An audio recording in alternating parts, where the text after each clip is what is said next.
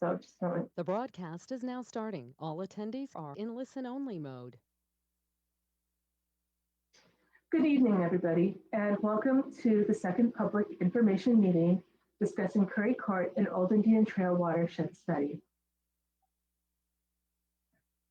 I am Anne-Marie Kirsch. I'm with AE2S here in Madison, Wisconsin, and I'm a water resources engineer, and I'm the project manager for this project.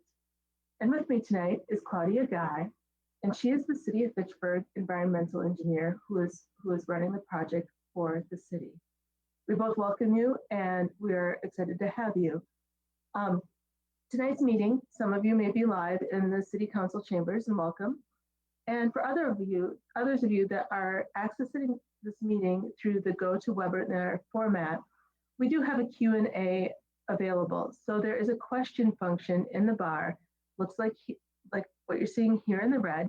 So you can use this either during or after the presentation to ask any questions. We will be answering questions mainly at the end of the presentation. And after the public meeting, please feel free to contact Claudia either through email, which is claudia.guy@fitchburgwi.gov, or please feel free to contact her by phone at area code 608-270-4262. Tonight, we have a lot of information to cover, and this has been a pretty engrossing project looking at a lot of different alternatives. So first, we're going to review a little bit of what we talked about at the first public information, talking about some of the challenges that we have in terms of developing a plan that can develop positive drainage. We're going to talk a little bit about the existing conditions, and this is based on some of the computer modeling we're doing, looking at rainfall runoff modeling. And then we're going to talk about 6 different alternatives that we have looked at so far. The first being lowering the overflow to the wetland north and east of the railroad and increasing the size of the culvert under the railroad. We're going to look at localized improvements at Old Indian Trail west of Saline Road. We're going to look at a storm sewer that would go down South Saline Road south to Murphy's Creek. We're going to look at an alternative path to Murphy's Creek closer to the railroad corridor. We're also going to talk about a sump pump collection system that would be a municipally run system that individual homeowners could sub into. We're going to talk briefly about the possibility of a pond back in Gold's Edition Park. Of all 6 of these alternatives, we'll talk a little bit about what the opinions of probable costs would be for construction. We're going to talk about the pros and cons of each alternative. What are the pluses and minuses? What makes them viable or not viable options? And then finally, we're going to talk about recommendations, about things that the city can undertake now or later to look at drainage improvements. And then finally, Claudia is going to talk about what the next steps in this project are. So first, we're going to talk a little about the drainage challenges and what's going on at this particular location.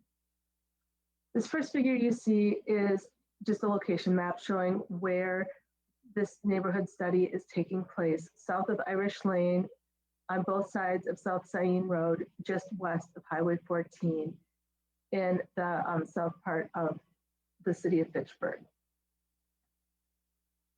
One of the challenges is it's been really, really wet. And in this photo here, this is showing the wetland just east of Curry Court and the railroad corridor. And in this photo, you can see not just the wetland boundaries, but you can see the hydraulic staining that's happening. And that occurs when you have groundwater that's very close to the surface. It can even be picked up in aerial photographs. This is a graph, and this in Wisconsin, we have climate records that go all the way back to 1895. So on this chart, it looks really complicated, but it's not as complicated as it looks. Back here, this is 1895, and over here, we're in 2021, and this is going through November 2020. This is called the Palmer Drought Severity Index, and what this is saying is that if it is green as you go through time, that's wetter than normal, and if it's red, that means it's drier than normal. The farther the graph goes away from this central 0 means that it's wetter, wetter, wetter, or it's drier, drier, drier. And if it's a little close, it means it's somewhere in the middle. So now if we look at this graph, over the last 40 years, you can see that, wow, it's really been increasingly wet as time goes on. And we're seeing, significantly fewer dry years. And specifically, even in the last 10 years, we haven't had a single dry year to consider. So we're just stacking up this water as time goes on. And it's gaining in the water table. It's making it tougher for the water that falls, the rainfall, and snowmelt to soak into the ground. So one of the other challenges that we have is that in this area, there's just flat topography. This area of Curry Court and Old Indian Trail and this little area, South Cyene Road, it's really low-lying. And again, when the glaciers came, they left kettles behind, and there's just not a really good surface outflow for any of these areas. And the water that does flow away, the ditches are very, very flat, 0.5% or less, meaning that you might have 6 inches of fall over 100 feet as that ditch goes downstream. So another challenge that the community is facing is that this neighborhood much of it was developed when it was still a town of Fitchburg. And it has a rural character, which many people enjoy. But that rural character means drainage by ditches rather than curb and gutter and storm sewer. So a lot of these ditches that are necessary, they're on private property. A lot of them have been filled in either by residents or through time by sediment. And the city has no easements to really maintain some of these locations. And then finally, as we talked about, this really wet weather has encouraged or developed high groundwater situations. Many people in the neighborhood, especially in the lower lying areas, have some pumps that are running frequently, if not constantly. And so this is another challenge. It's not necessarily related directly to large rainfall events and the surface flooding that occurs from that, but it is a separate drainage issue for this neighborhood. So existing conditions. So one of the things we did is our team looked at what's called rainfall runoff modeling. So looked at what's a typical storm, rain falls from the sky, what does it land on, and how does that water pool in the low-lying areas. And when we're done with this, I realized I just took the video out of this, and I'll show a video when we're done with when we're finished the presentation to show how this works. But for instance, this is the existing conditions results, and this is looking at the maximum depth in all of the low-lying areas associated with the 10-year design storm. And when we talk about the 10-year design storm, what are we talking about? We're talking about over a long period of time that we could expect this depth of water to fall in a 24-hour period, maybe once every 10 years. But on the flip side, that doesn't mean that, well, we had a 10-year storm last year, so we're good for another 9 years. No, what it really means is that the probability of this storm happening in any given year is 10%. So it's kind of like rolling the dice, that every year you have a 10% chance of getting 4.1 inches of rain in a 24-hour period. So when you look at this map for existing conditions, and this is the maximum depth associated with this 10-year, 24-hour storm of 4 inches, this shows how deep the water is ponding at that maximum flood elevation. And the darker the blue, like down here by the creek, the deeper the water. And this is showing anything that's ponding over about 3/10 of a foot. Because if we go below that, everything looks blue at one point or another because the water runs over the ground. And Anne Marie, I'm getting a message here that the screen is pretty washed out. So if we can give some indication of where the roads are located, that would be helpful. Sure. Okay, I can go back. This is the railroad corridor. This is South Cyene Road. And Old Indian Trail is here, and Curry Court is here. And this is Murphy's Creek coming south of the neighborhood across the railroad.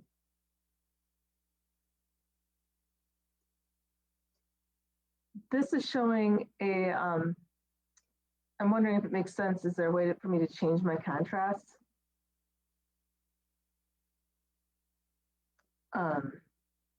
But this is a closed-in version, a close-up version of here's Curry Court coming across here. Here's the railroad corridor, and this is the area west of the railroad, and this is the wetland east of the railroad. And there's a high point here that the water, if it gets deep enough, it'll flow north, north, north, and keep going to Swans Creek, eventually to the West Loveison wetlands and into Lake Loveisa. So again, this is the 10-year event. This is just a close-up looking of the Curry Court area. Now the second one is a zoomed in version of here's Old Indian Trail, here's South Cyene Road, and this is the ditch through Gold's Addition Park that comes down and eventually turns and goes, the ditch goes south along South Cyene Road till it joins with Murphy's Creek. So this is the ditch that's been pretty tough to maintain. This is where the water ponds north and south of Old Indian Trail.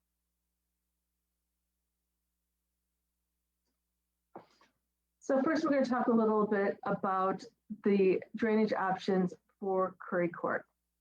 And we looked, like I talked about in our opening slides, we looked at several different options for draining either north to Swan Creek or south to Murphy's Creek.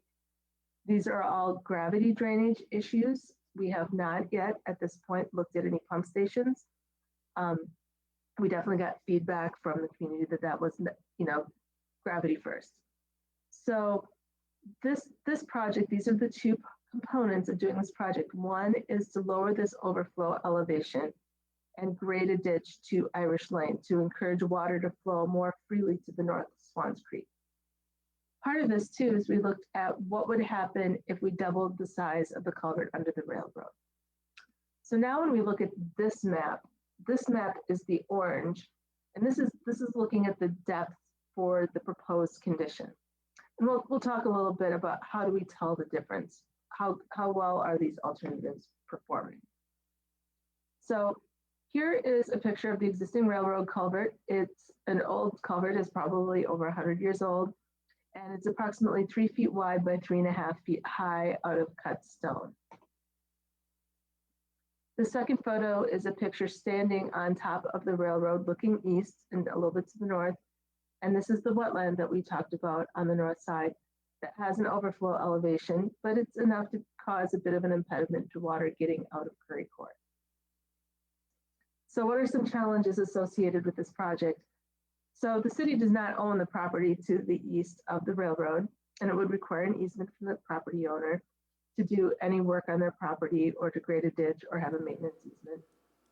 And there's very little grade to chase, so to speak, to improve flow to the north, that even if the high spot can be removed, you can't get a ditch that's any greater than 2 to 0.3% of grade, meaning that, again, that's only falling maybe 4 inches every 100 feet. It's pretty tough to get water to flow downhill when there's not much of a downhill. And the third challenge is that railroads are notoriously difficult to work with.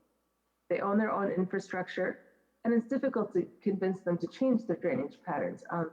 One, because they own it and they don't want things to change. And two, anytime we propose doing drainage improvements, often that results in a disruption to their operations. So this is just a map showing, again, that existing condition that we've already seen, looking at the entire neighborhood. Again, this is the 10-year event. We're just going to talk about how we see, is there an improvement or isn't there improvement? And then when we look at the orange, this is the same thing. Again, it's just a different color.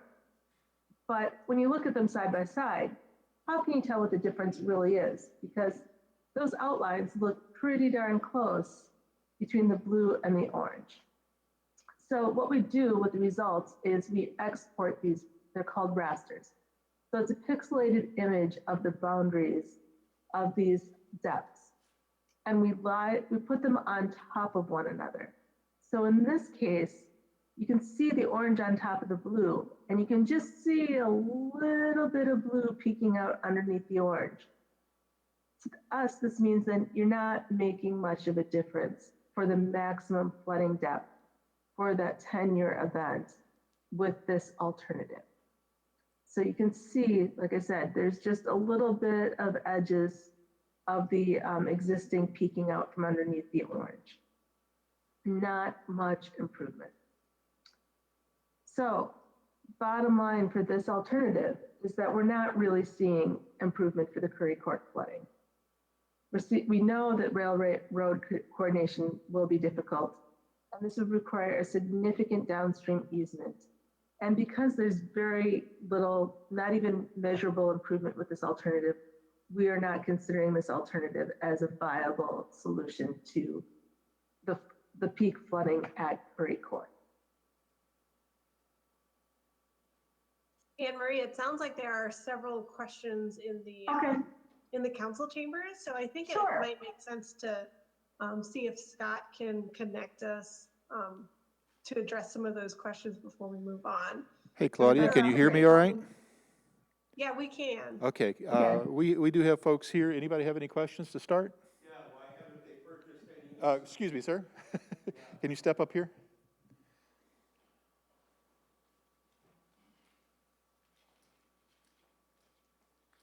We'll start with, why did you tell us to come and you're not here? Number one, Claudia. Number two, why hasn't these easements been purchased? You've had since 1958 to take care of this. I know you haven't been here that long, but that's plenty of time that these easements and this problem has been here, should have been known about. And Anne Marie, we can hardly understand you. You're either too far away from the mic or you're all just washed out in voice.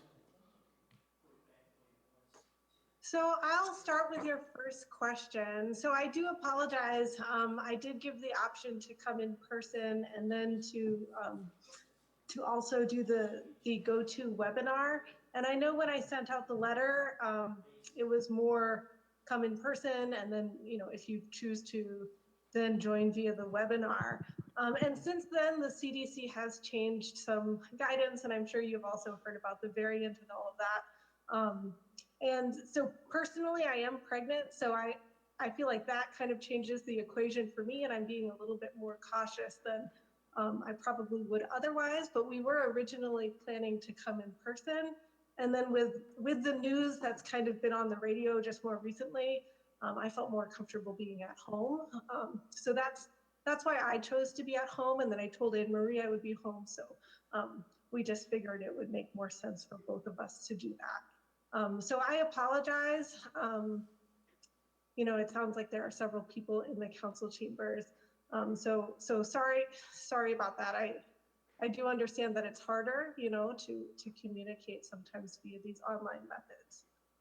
And then your second question, you know, it's tough for me to say. I don't have a whole lot of history beyond when I worked with the city. So I do know that when I started working, this was a pretty big topic. So this is something that, you know, before purchasing easements or acquiring easements, we would want to make sure that it's it's actually going to be helpful to the problem.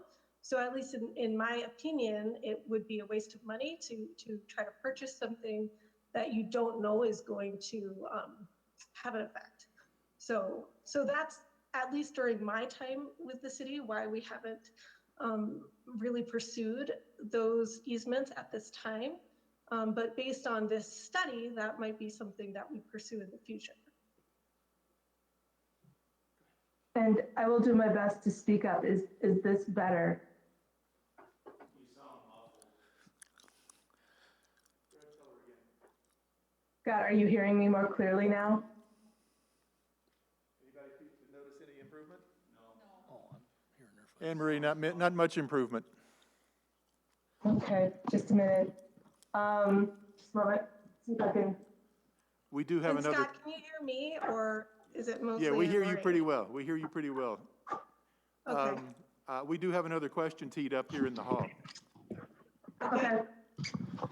This question is for Anne Marie. Your map that showed the difference between the blue and the orange, I'm confused as to what that was supposed to be indicating. You said it didn't show much improvement, and I'm trying to figure out what was supposedly supposed to have been done that should have shown any improvement. I've been in this city for pushing 50 years now, and this situation is, in that time frame, recent. So something has changed in the last maybe 10 to 15 years that to me should be looked into as to being replicated the way it was before then, because this water situation has gotten progressively worse of recent time, not in the distant past. And so how this map is supposedly showing something that you're guessing you could do or what, I don't know. But I don't know what kind of software you're using to produce this with. But this never looked like this back in the 70s and 80s, I can guarantee you that.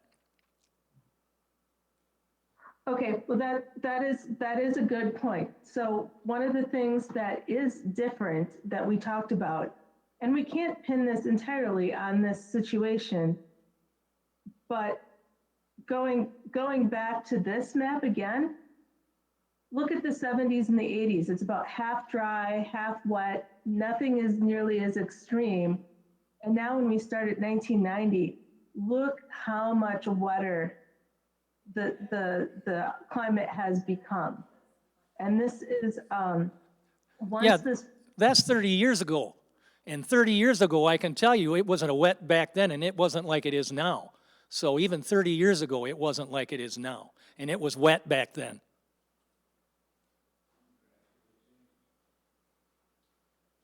okay, well, let me go back to the map and I'll show you what we're talking about here and what we're doing. So what we have is we have what's called a computer model, and we've looked at the topography, meaning where the hills are, where the low spots are, and every piece of ground in this model is divvied up into a 10-foot by 10-foot square.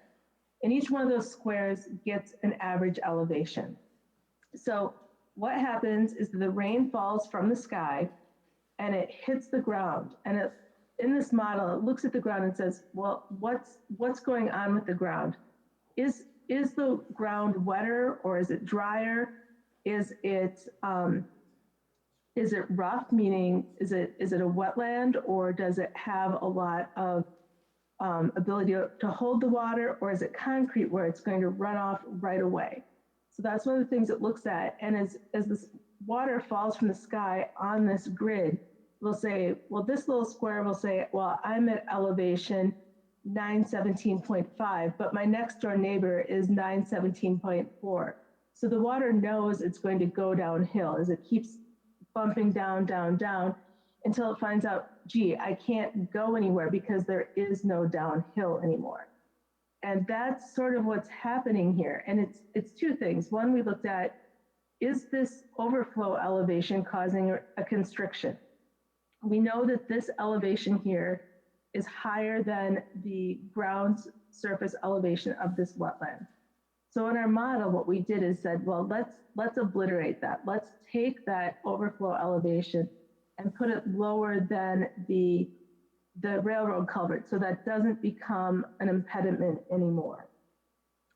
And then we said, well, let's check to make sure that the railroad culvert isn't causing a backup either, because it's not a really big culvert.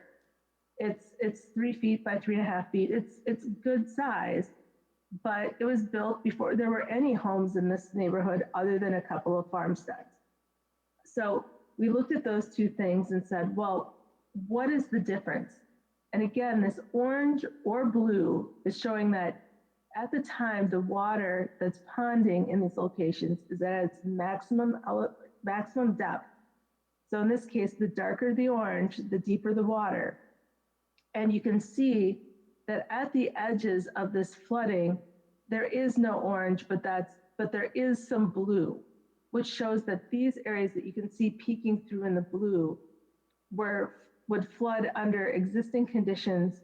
But if we did the improvements to make the culvert larger and take down this overflow elevation, we're not seeing much difference.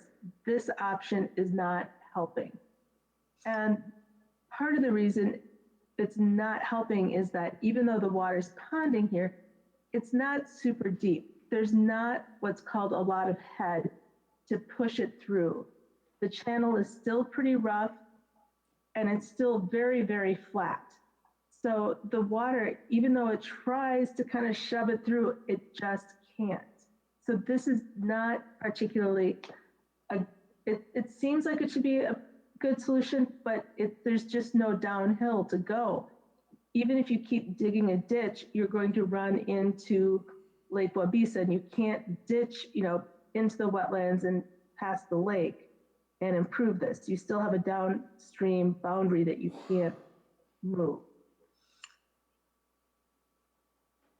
Anne Marie, and I think I'll just add a little bit to your response there. So I think Anne Marie did a really great job of explaining kind of the surface water component. And that's really what this model is doing. It's modeling surface water and it's showing the maximum depth. So when it's actively raining, and for some time after it rains, but typically not a long time after it rains, these are the areas that you would expect to see that are wet. And then there are, I think another component of your question is, why is it wet all the time now and not just when it's raining? Because this is what Anne Marie is showing is what it looks like when it's raining or maybe for a day after it rains. And the areas that you're seeing that are wet constantly, that can be caused by potentially two things. So one thing might be if it's a kettle. So for example, the area east of the railroad tracks is a kettle, which means that it fills up with water and then the water has nowhere to go. It doesn't drain. So the only place where that water can go under normal circumstances is it infiltrates into the ground or it evaporates. And depending on how high the water table is, that will have an impact on how easily it's able to infiltrate into the ground. And we have been seeing record high groundwater, which has impacted the ability of these areas that are so flat that water pools there, and then it has to infiltrate. It's not able to infiltrate as quickly as it could before. So you will see some areas where water is ponding and it's wet for long periods of time, unlike what you're used to seeing in the past. And that piece is due to the high groundwater. And then in terms of the ditches being wet constantly, that's due to the constant supply of water, which is from sump pumps, which is also related to the high groundwater. And Anne Marie, can you tell me, I feel like I might be having a little bit of lag. Can you hear me okay? Yeah, I can hear you just fine. Okay. Were there any other questions on that, or did we answer your question?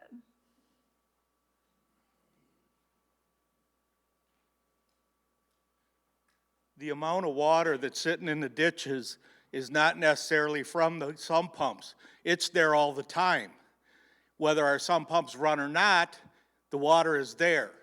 And across the street from me, down on Curry Court, where the city owns the green space, they finally mowed it, and that's starting to dry up. When the grass is waist high or higher, the sun never hits the ground, and it doesn't evaporate. So that one thing that needs to be done is that needs to be kept mowed. The other thing is Murphy Creek is lower than the end of Curry Court. And Mark Jones has already said more than once that you could get an easement from him through some land swap or whatever, and you could run it down along the railroad tracks and take it down to Murphy Creek right alongside the railroad tracks. Yes, it would have to be deep, but it could be done, and it would be cheaper than any pumping station that you put in that we have to pay for forever. Yeah, and that is an alternative that was looked at as part of this study. So results on that will be shown shortly.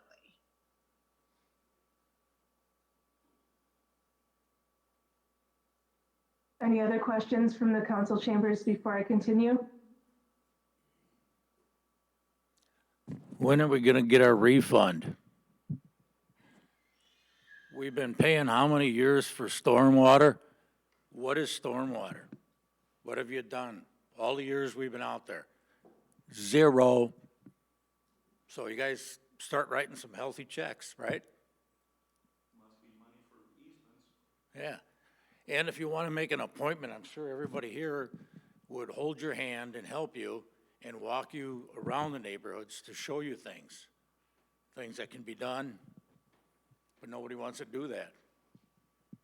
So if you want to make an appointment, like I say, we'll all hold your hand out there. We'll show you, walk to where all this stuff is. Because Curry Court is not the answer. I will say that we have met with several residents. Mark Jones was mentioned, and he did give us quite a bit of insights and history on the area. So we're grateful to him for his time.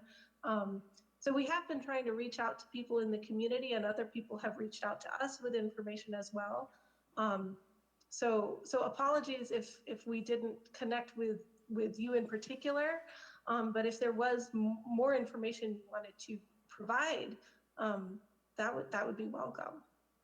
Because Curry Court is not the answer to the problem out there. There's problems in different sections, and I don't think anybody's looking at that. Curry Court, we said, well, small things can be done at Curry Court to help Curry Court, but what's done down there isn't going to help the rest of the neighborhood, Indian Trail and up.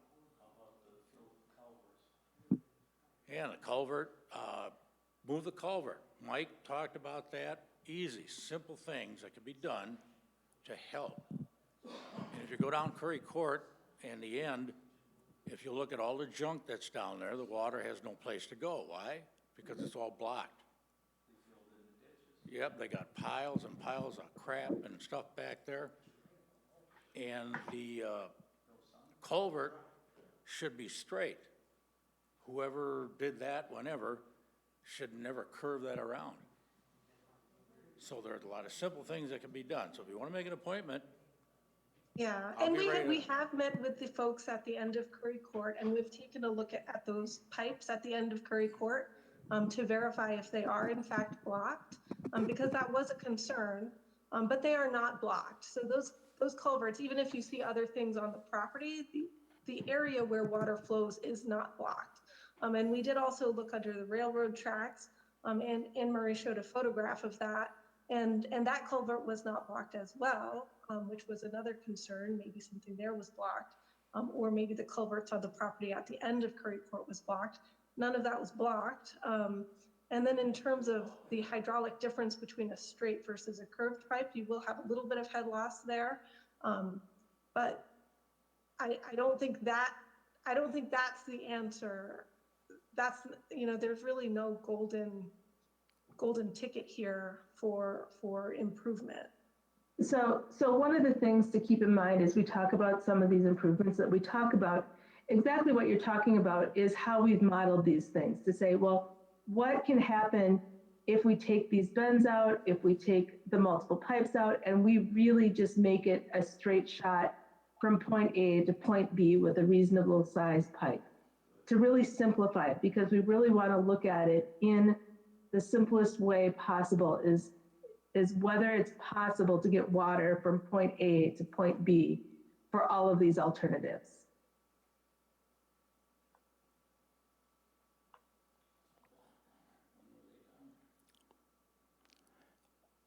Hi.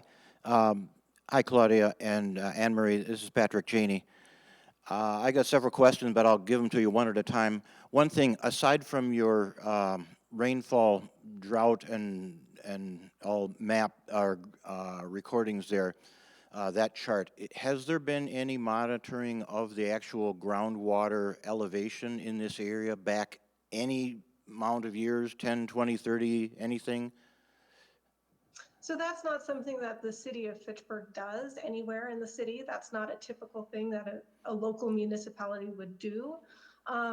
The U.S. Geological Survey, the USGS, they do have groundwater monitoring wells. I know that they have a couple in Dane County, none exactly in this area. But that's the data that I was referencing when I said that we're having record high groundwater, is because we can look at the monitoring that they've done on groundwater. And you can see that in the last 5 years, we've seen, it's not even 95 percentile, it's an outlier. That's how much higher it is than normal. So if you're familiar with those statistical terms, it's an outlier. We're seeing outlier years. So we're seeing record years in terms of groundwater. So that's in a wide area you're talking about. There's no monitoring wells or any records of the actual groundwater elevation right in this Curry Court, Cyene area then, correct? That is correct. Okay. Not as part of this project. The one source of information that may be available would be well drilling records, but now that this area is on municipal water, there aren't new wells going in. There may be some information associated with people putting in their septic systems, especially as subgrade drainage fields have been replaced with mound systems throughout the years, because that's one of the things that needs to be done is a percolation test and look at the depth to groundwater. But even those are just, one measurement, one day in time at the point a well was drilled or a septic system went in. And does that make sense? Yeah. It's just a sort of a random point in time as somebody measures the water table, right? Mm-hmm. Yeah, okay. So would you agree then that the water table right in this area, let's say this year, is what, like 1 foot below ground level or so, based on, the amount of water that's sitting in ditches in your pictures? That's not really something that I could say. I know that this year the groundwater table is down a little bit from previous years. So in some areas of Fitchburg where they've had sump pumps running continuously for the past 3 years, they've stopped this year. But if you have a sump pump running continuously, that's an indication that the groundwater is high enough that it's getting into your sump pit. So however deep your basement is, groundwater is somewhere that deep or shallower. Yeah, and that's kind of one point that I'm considering here is if the actual groundwater in this area is, let's say, 1 foot or even 2 foot below road level or lawn level, that it means that in people's basements, the water level is way above their floor, and so they've got to constantly or very frequently pump the water up out of basically their basement floor level up onto the ground outside. So any water removal effort has to be really pulling water from, let's say, at least 10 feet below ground level in order to try and get that groundwater level away from their basement floor level. Right. And Patrick, I'm not sure if you came to the first public information meeting, but as part of the first public information, we did send out a survey to folks to get information from them on what problems they were seeing. And sump pumps that run continuously is a very common problem in this area.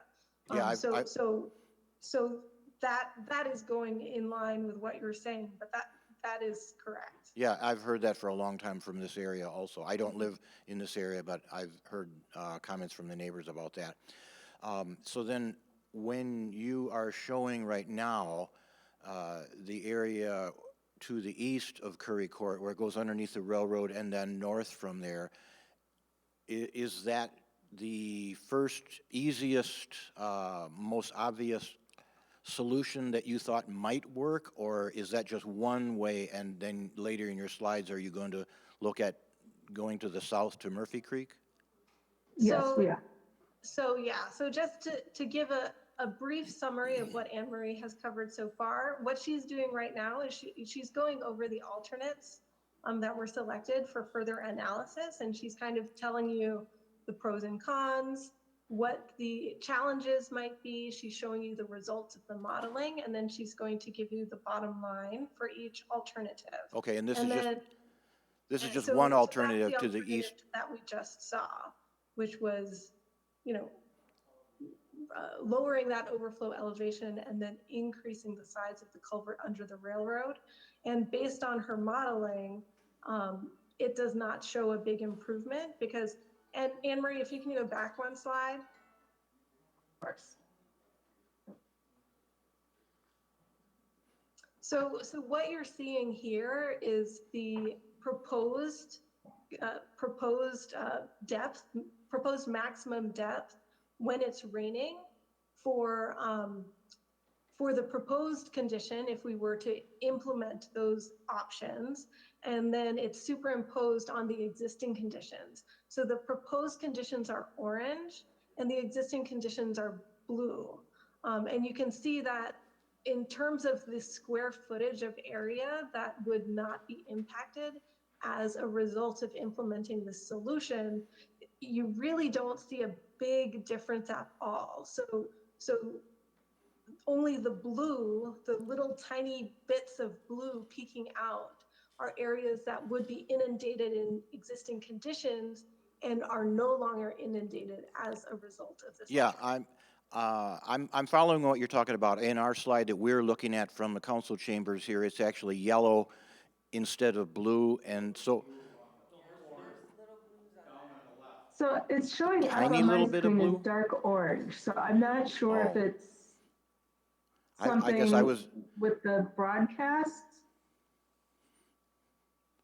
I was reading it as the yellow is the, or what we're seeing as the yellow area is the existing, and then if you were to make these changes you're talking about, it would reduce it down to the orange area. Is that right or not? No. Correct, correct.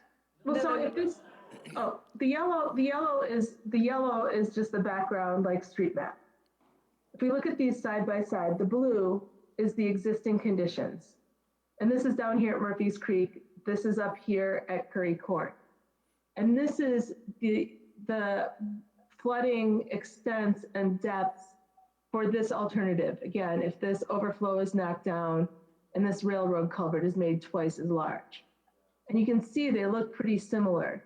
Now, if this solution, including ditching all the way up to Irish Lane, was the silver bullet and made this magically better, you would see very little orange on this side.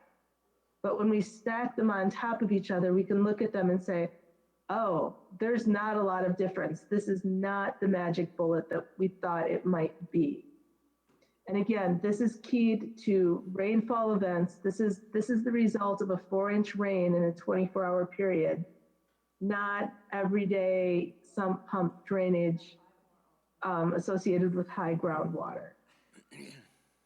Okay, so one thing that I would read into this too is there's an awful lot of water on the east side of the railroad, and I don't know what the flow or drainage or anything is to the northeast, but it sure looks like it's going to be very difficult to push or add any water into the east side of the tracks and then to the north. Would you agree with that?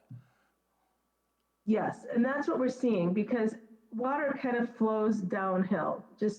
Yeah, I understand that. Just go on with some more stuff then. What I'm saying is that there's just not a lot of downhill to push it down here. And a lot of times things become more hydraulically efficient if you can stack water up behind it. So for instance, if you have a culvert behind a roadway and you can stack that water only 6 inches, there's not going to be a lot that can get through that culvert. But now if you can stack that water up and maybe you have a higher roadway embankment and you can stack that water up 6 feet, that 6 feet of water is going to be much more efficient in getting that water through the culvert and further downstream. And this is very similar that because it's so flat, the water just kind of spreads out all over the place and there's no way to stack that water up to push it downstream. And there's also no slope going downstream to make it easier to push it, to make it steeper.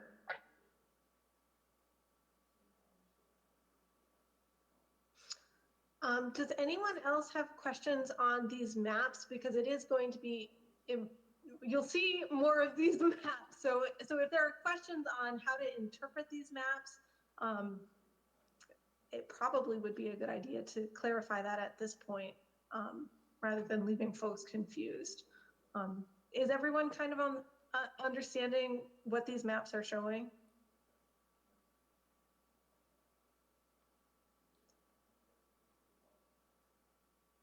Okay, any other questions related to what we've presented so far? Because I feel like some of these questions, some of the questions that we heard might be answered later in the slides. But if there are questions on what we heard so far, I want to make sure, you know, we're addressing those before we move on.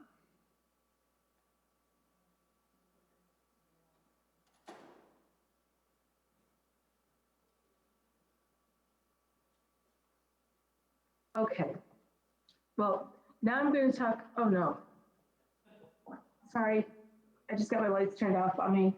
Yeah.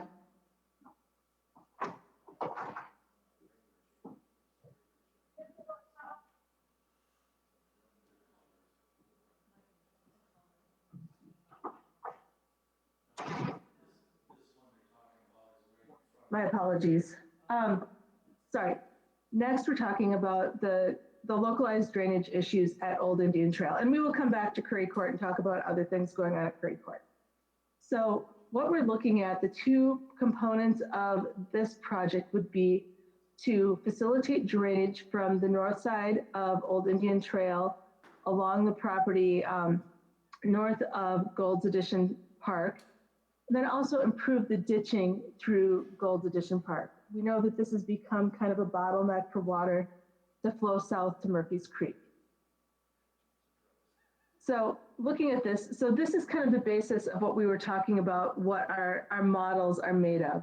You can see the topography of the landscape with these green areas being higher. You can see that this lighter shade of greenish yellow is the bottom. And then as you go up the reds, this is the steeper hill. This is the hill as you go south on Sayin Road towards Mr. Jones' property. Over here to the north is Curry Court, but here you can see the ditch going through Gold's Edition Park. Now this little hole you see on the north side, this is associated with this low-lying area that's shown in the photo. This next photo is taken looking south from Old Indian Trail towards Gold's Edition Park.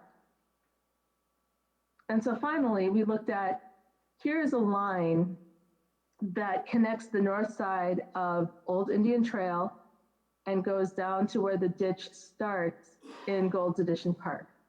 Now, if you imagine that you were standing over here or over here and you were looking at this line, this is a profile showing how it's not really flowing downhill. Right here, there's a high spot, and that's here. The water goes through these pipes under Old Indian Trail, and this is the embankment for Old Indian Trail, and it gets stuck. There's no downhill right here. So this option is looking at, well, what happens if we put a new pipe that goes all the way through here and goes all the way to where the ditch starts going downstream, and then look at cleaning out these ditches to maintain a smoother channel that allows the water to flow more freely to the south. So what are some of the challenges? Again, this is an option that would require an easement from a private property owner to either ditch, or in our case, we modeled it as a pipe for this alternative to both install and maintain that area. One of the other challenges, and this is partly how we got to this point, is that the channels in Gold Edition Park are difficult to maintain. They're wet. This is an area that was originally slated to be developed with more houses. And when you look at some of the topography, you can see the remnants of the roadways that were supposed to go there, where houses were never built because it was too wet. This is how the city became in charge of the park, because it was not buildable. The other challenge of this is this helps the people living in the area of South Sayin Road and Old Indian Trail, but the benefits don't translate all the way up to Curry Court. This is kind of a separate look at it in a separate viewpoint solution. So this is a map showing the whole area. And this is looking again at that 10-year design storm. So again, 4.1 inches of rain in the 24-hour period. And when you look at this close up, you can see that the water is actually flowing all the way down to Murphy's Creek. So this is one of the areas where you see a lot of blue that used to be there for the maximum flooding. It's actually not as significant flooding. And the other benefit of this one too is that because you can get the water to flow downstream, even though there might be some temporary flooding here, it's not, it shouldn't be an all the time situation. So this is looking at the changes in the flooding, again, at Old Indian Trail by getting the water to go south to Murphy's Creek. So again, the bottom line for this is that it does, this option does have a positive impact on flooding extent and duration for the immediate vicinity property owners.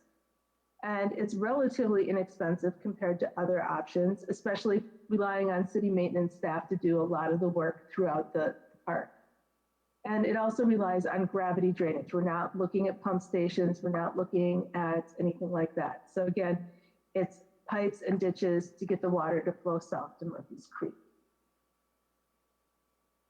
Claudia, are there any questions on this alternative, or shall I continue to the next one? I don't see any in GoToWebinar. Are there any in the council chambers?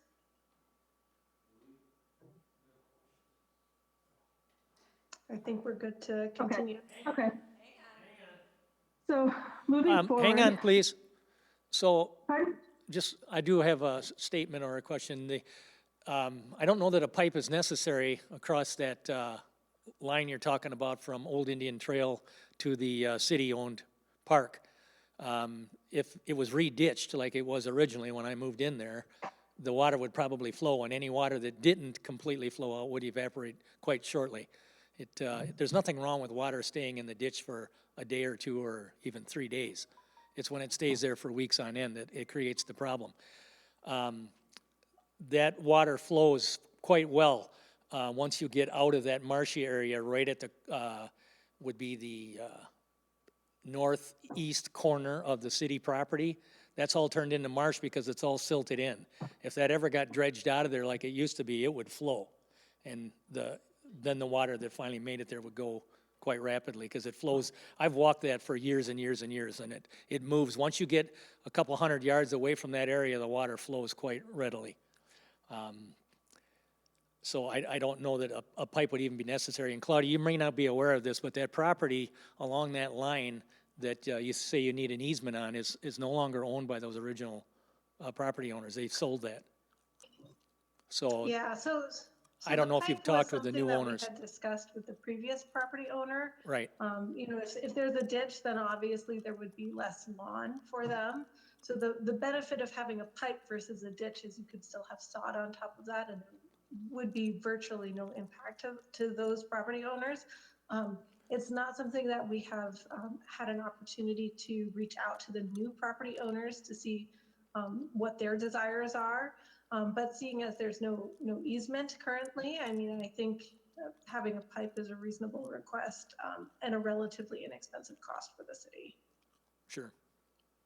And I agree that based on modeling, it could be a ditch, but it would definitely, like Claudia said, take up more of the property in terms of maybe not making it as usable as a lawn. So the purpose of the modeling was just to show that you could get the water from point A to point B somewhat independent of whether it was a pipe or a ditch, if that makes sense. I Any other questions? I have another statement on this. If we're taking water that's on Old Indian Trail and sending it south, that's less water coming around the corner and coming north on Sain Road, lessening the Curry Court and South Sain issues in itself. So any water that we can get out a different way, it makes sense to do that.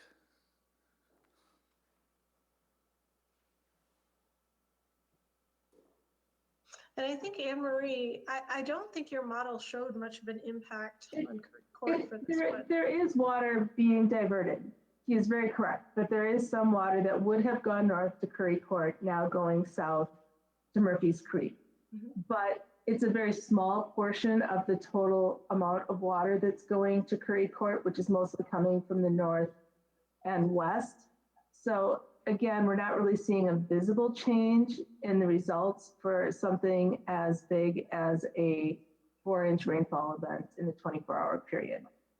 So it is real. It's just not a large amount of the total.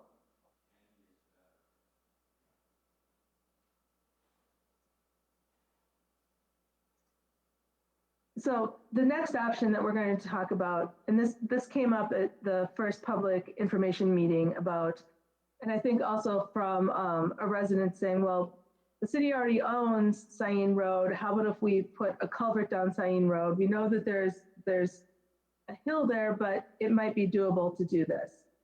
And so the next alternative that we're going to talk about is grading Curry Court from east to west and picking that flow up in a 36-inch pipe underneath Sayin Road to the point where it could gravity drain down to Murphy's Creek.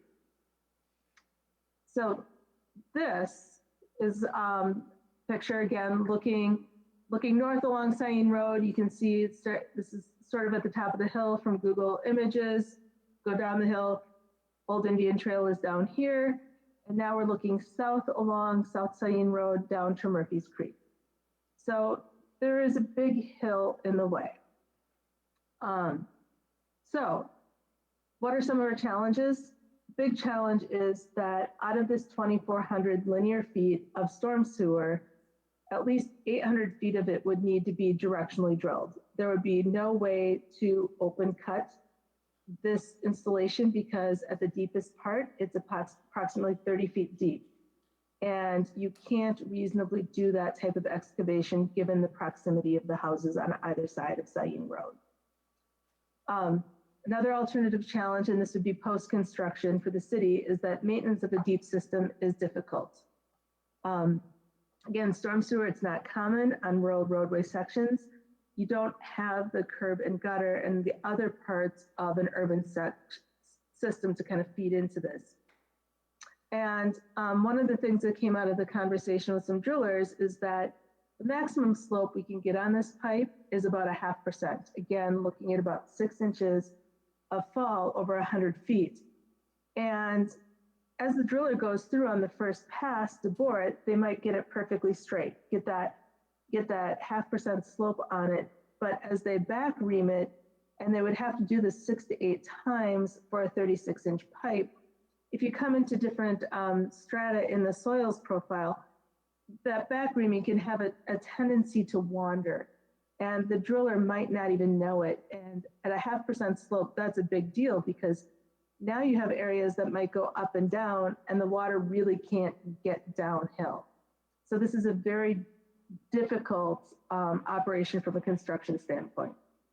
And then finally, the interesting thing is that right now PVC, especially 36-inch PVC, is very difficult to obtain. The driller was saying that they're working on projects that have been on hold for a very long time. And you might think, well, why is that? Well, it all has to do with the Texas cold snap. And that's where they make most of the resin to make PVC pipe. And during the cold snap, because everybody lost electricity pretty precipitously, the resin plants weren't able to shut down properly. And now they're having huge problems with quality control.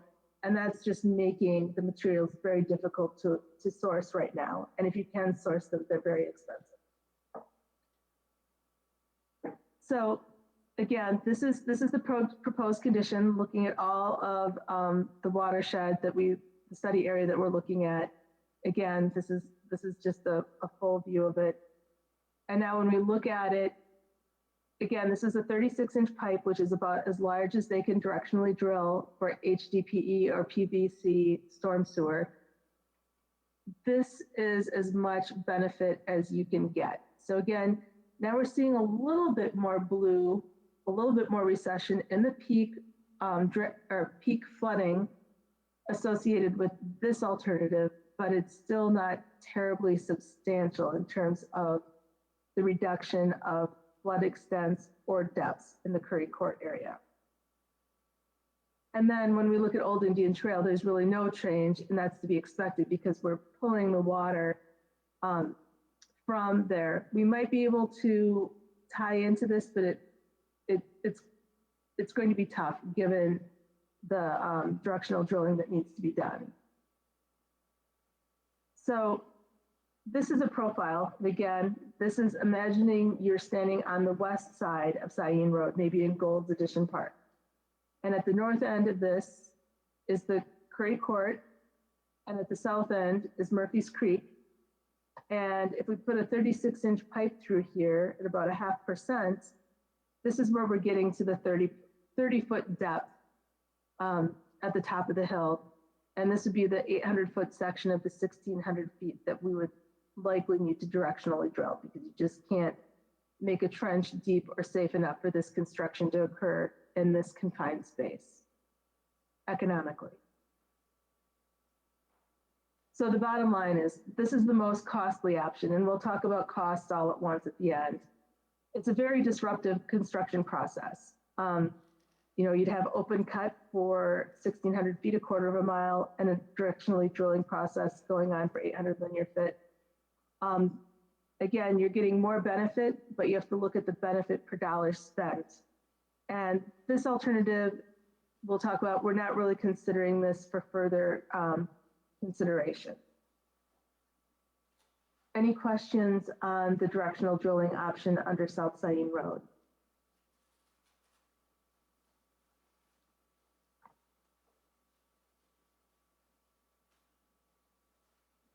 Okay, I will go on and talk a little bit more about some of our other alternatives. So this is the one that was brought up earlier, was draining south along the railroad corridor through Mr. Jones' property. And again, this bend in the pipe, this is only a schematic. It's however we get there, we would do it the most efficient way possible.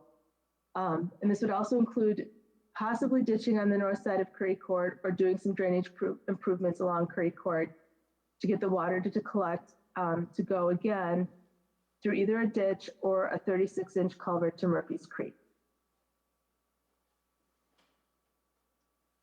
So the challenge is, even with flatter topography near the railroad, you can see that this is lighter green. You don't have as big of a hill close to the railroad, but there's still a hill. It still requires a significant length of either pipe or substantial excavation. And the other challenge would be to construct an inlet up here that has enough capacity to actually get the flow into the pipe. And again, this is another situation where it's going to be tough to stack that water up high enough to get a really efficient, hydraulically efficient system all the way to Murphy's Creek. So this is the alternative. Again, this is looking at one 36-inch pipe going all the way down to, well, going to the high point and then discharging through a slightly improved ditch down to Murphy's Creek. And when we zoom in, we see some benefit for the 36-inch pipe. And this caused us to really think, we're like, you know, it just seems like we should be seeing more improvement. And you know, we struggled with this. We looked at it a little bit more, and we thought, well, let's test this hypothesis. And let's say we put three 36-inch pipes in there, make it really big. And at this point, we're seeing, you know, a reduction in the flood extents. And again, we're getting water through the system to drain it more quickly after a storm event. So there is a benefit there, but we're seeing, wow, that takes a lot of pipe or a big ditch to really effectively drain this area. And what's the challenge associated with that? Again, it seems pretty flat until you start drawing the line. And again, this is a profile, and this is assuming you may be standing on South Cyene Road, and Curry Court is at this north end. And we've got that hill that we talked about. And that's still about 12 feet of hill. So that's either a lot of open cut or that's a pretty big ditch, especially if Mr. Jones intends to continue farming it. So to have something at a side slope for a ditch that's actually traversable, that ditch gets pretty wide, like possibly even 150 or 200 feet wide at the top here to intersect the natural ground. And was that with a 6-to-1 side slope? And that was at the 6-to-1 side slope, and that's still pretty on the steep side for agricultural activities. So what's the bottom line with this alternative? The alternative, the good news is that, as others have mentioned tonight, there is a willing landowner for easement acquisition. It is easier construction than ripping up all of South Cyene Road. This option provides flexibility for using either pipe or a ditch section. And again, this is something that would come down to a more design level consideration, and which would be a next step moving forward. And this does have a significantly lower project construction cost, or an opinion of cost, than open cutting and directionally drilling down South Cyene Road. So any questions from anybody on this topic before we move forward?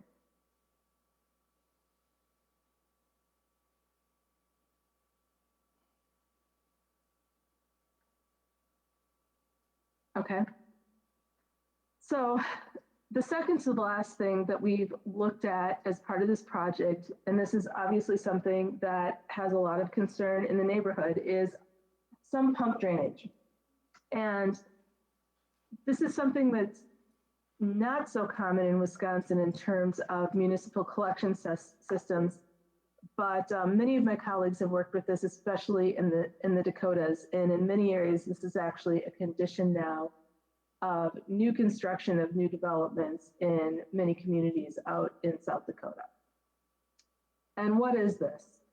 What it is that people have all their sump pumps, and then the city would have a system that homeowners could tap into that would collect the drainage from the sump pumps rather than run it just out to the ditches and then discharge to a central discharge point. What are some of the challenges here is that, well, one, in most locations where these are installed, it's usually installed in a community that has curb and gutter and more of an urban section, no ditches. So having ditch sections makes it tougher to get cover on the pipes that would connect these collection systems. So when you have minimal cover, that results in the need for insulation, so you don't have problems with freezing in the wintertime. And then depending upon right-of-way boundaries and where this type of system would need to be located, that means that the city might need to have easements to maintain the collection system. So in theory, where could this sump collection go to and from? So down here, I know, and again, this is not looking at the rainfall event, but this is looking at the continual kind of discharge of low level discharge from people's sump pumps. Under normal situations, that can generally still go to the railroad into the wetland to its natural discharge point.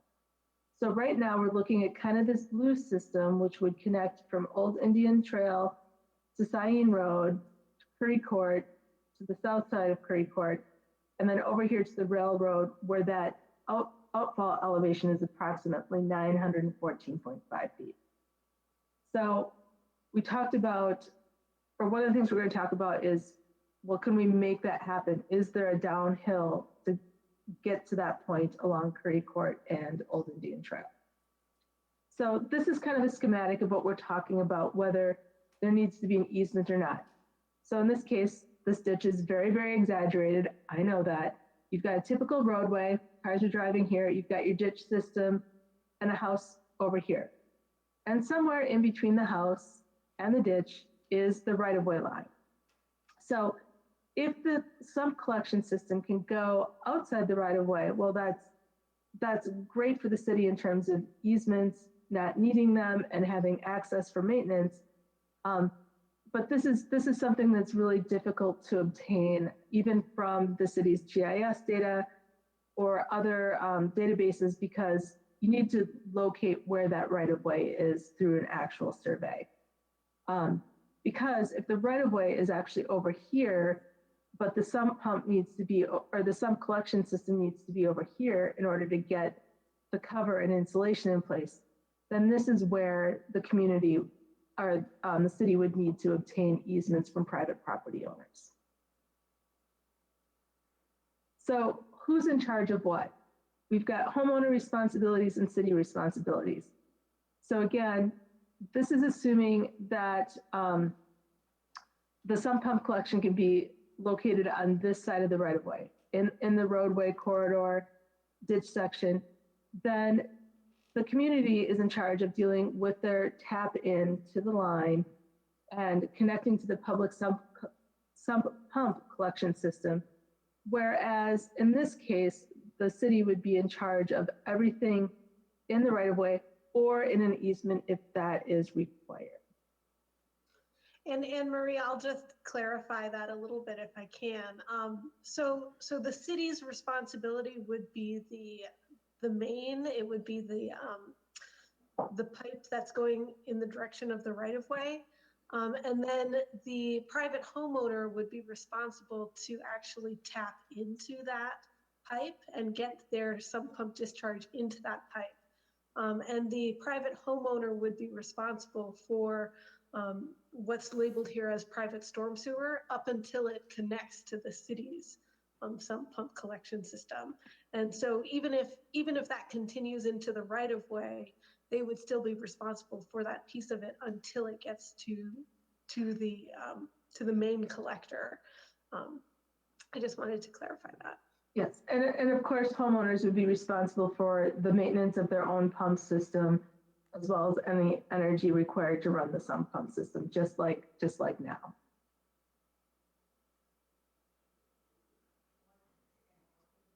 So we talked a little bit about grades, and right here at the railroad, the culvert is approximately 914.5 feet.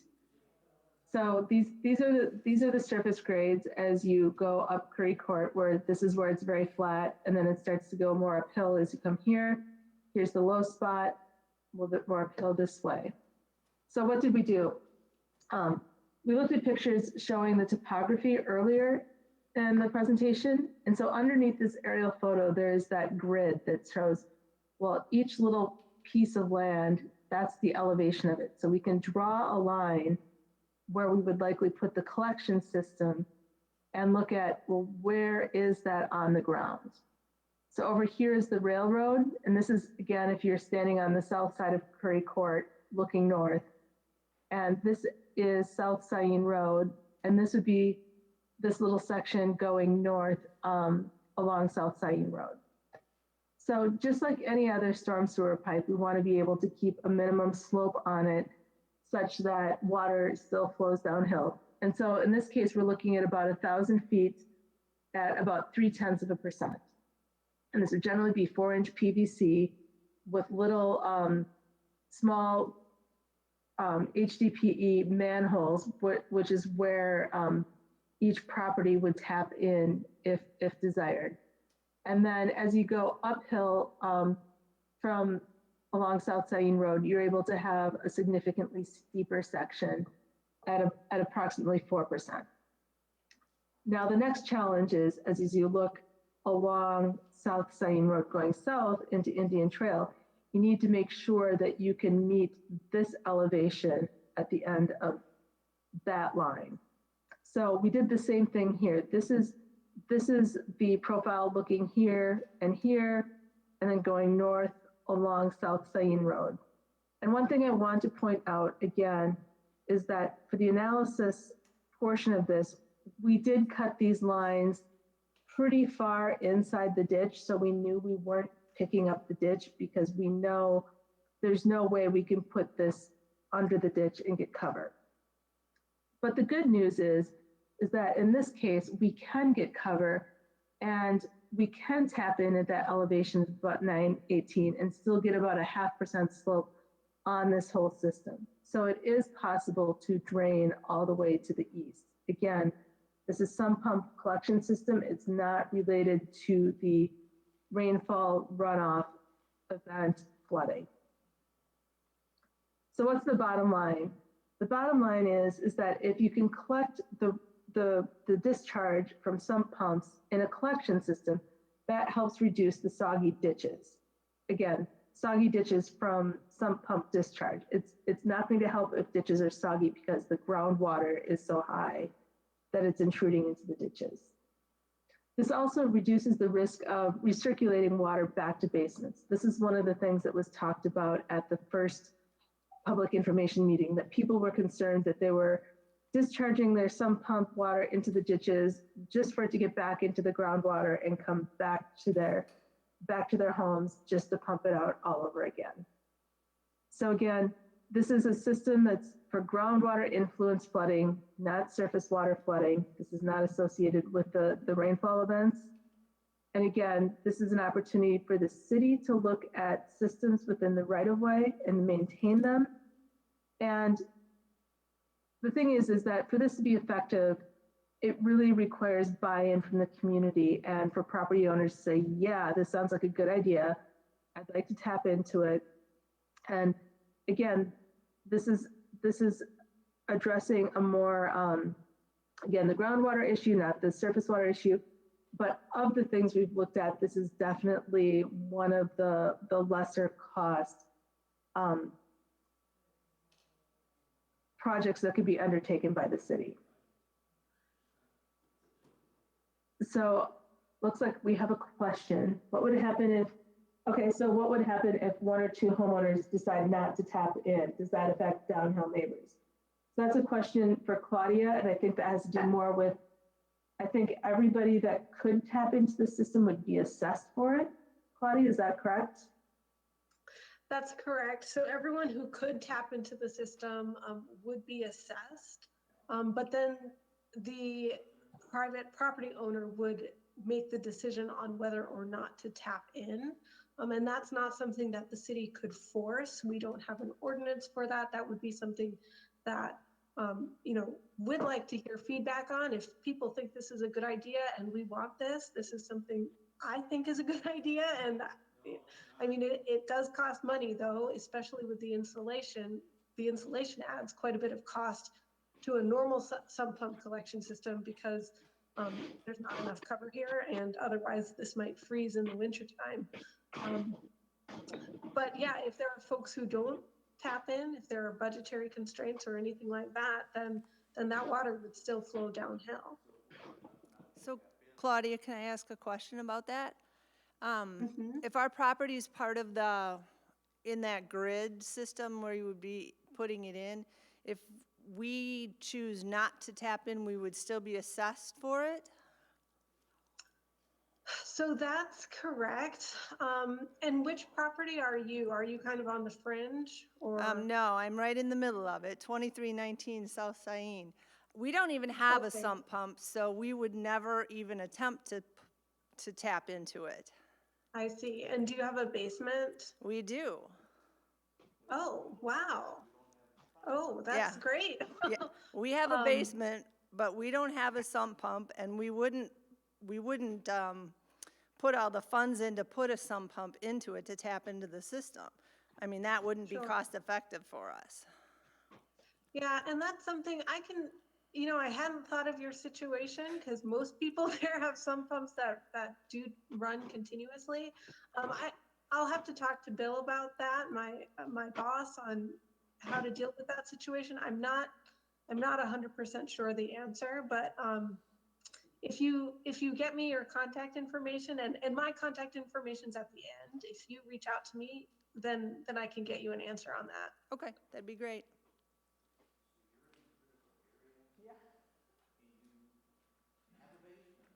Claudia, Okay, more questions. I'm in the middle of that. I'm right next to her, and I'm one of your problem children that has a sump pump that runs a lot. I will not hook up. I will not pay it. I do not want it. And I want to be very clear about that. It's not going to benefit me. It's not going to benefit anybody uphill from me, because most of them don't run a sump pump. So I think this is a waste of time, energy, and money. And that's good feedback. And if there is no community buy-in, if no one is planning, so the benefit of this is that if everyone who has a sump pump connected to that, to the collection system, then the water would be in an impervious surface until it gets to the discharge point. So instead of having that water sitting in your ditch, it will be in a pipe, and it will be able to get from point A to point B without soaking back into the ground and potentially impacting groundwater and recirculating. And then also just soggy ditches by themselves are a nuisance condition as well. So that's the benefit of this option. If folks are not agreeing with that benefit, and there's no desire for anyone to have this system, that's also feedback that we would like to hear as well, because obviously we don't want to be spending our money and your money on something that is not going to be effective. And if folks don't connect to the system, then it's 100% not going to be effective. My situation is different than others. First off, if you do end up doing the stormwater situation from Old Indian Trail south to Murphy's Creek, the sump pump catchment system up Old Indian Trail is useless. It's unnecessary, because that water could be sent down that pipe that you put in south of Old Indian Trail through the city's property, because that's where it used to go and that's where it should go. So those properties on that side should actually pump south. The problem I have is my backyard. My neighbors to the south of me dump their sump pump water out, and it runs north to my property and sits in my backyard and gets stuck there. So I have to take a pump and pump it out of my backyard north to Cyene Road and have it go under the culvert, and then it runs to Curry Court, unfortunately. But that's the only way I can get it to go, because by then it's so far away from Murphy's Creek, I can't get it to go the other way. So in my instance, no, I wouldn't bother to hook onto that, because it should go the other direction completely. Yeah, and that's something that we're not sure at this time, if we'll be able to get that easement. Unfortunately, with the change of ownership that happened pretty recently, I haven't been able to connect with the new owners of that property to see if that's even an option. But if that does become an option and we are able to go in that direction, then I think that would warrant changing that concept that Anne Marie had shown. So I think that's a good point, but kind of unknown at this point if we can do that. Were there more questions we wanted to answer with this? I think Claudia is going to talk a little bit more about the assessments at the end. And with the city's right-of-way and off the roadway, again, we have estimates from GIS information available from the city and the county, but it's one of the things that needs to be, surveyed in the field to match the plats, to make sure that everybody's in the right spot. My apologies. Trees and other obstacles in order to install the drainage systems necessary.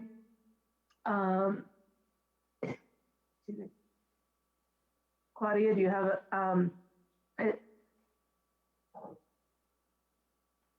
I think the idea would be to try to avoid trees as much as possible, but I don't have a good feel for that. That's in the questions, in the written questions. Oh, sorry, I missed that. Okay, oops. What was the question? It's the final one. Who would be responsible for taking down trees or other obstacles in order to install drainage system necessary? Oh, I see. Gotcha. So if it's part of the project that the city is proposing, then that would be wrapped up in the project cost. In order for us to do any work, it would either need to be within the right of way or within an easement that we would need to acquire from someone. And if it's outside of that area, outside of the project area, say a homeowner needs to take out a tree to connect their personal sump to the theoretical sump pump collection system, then that would be something they would need to pay for.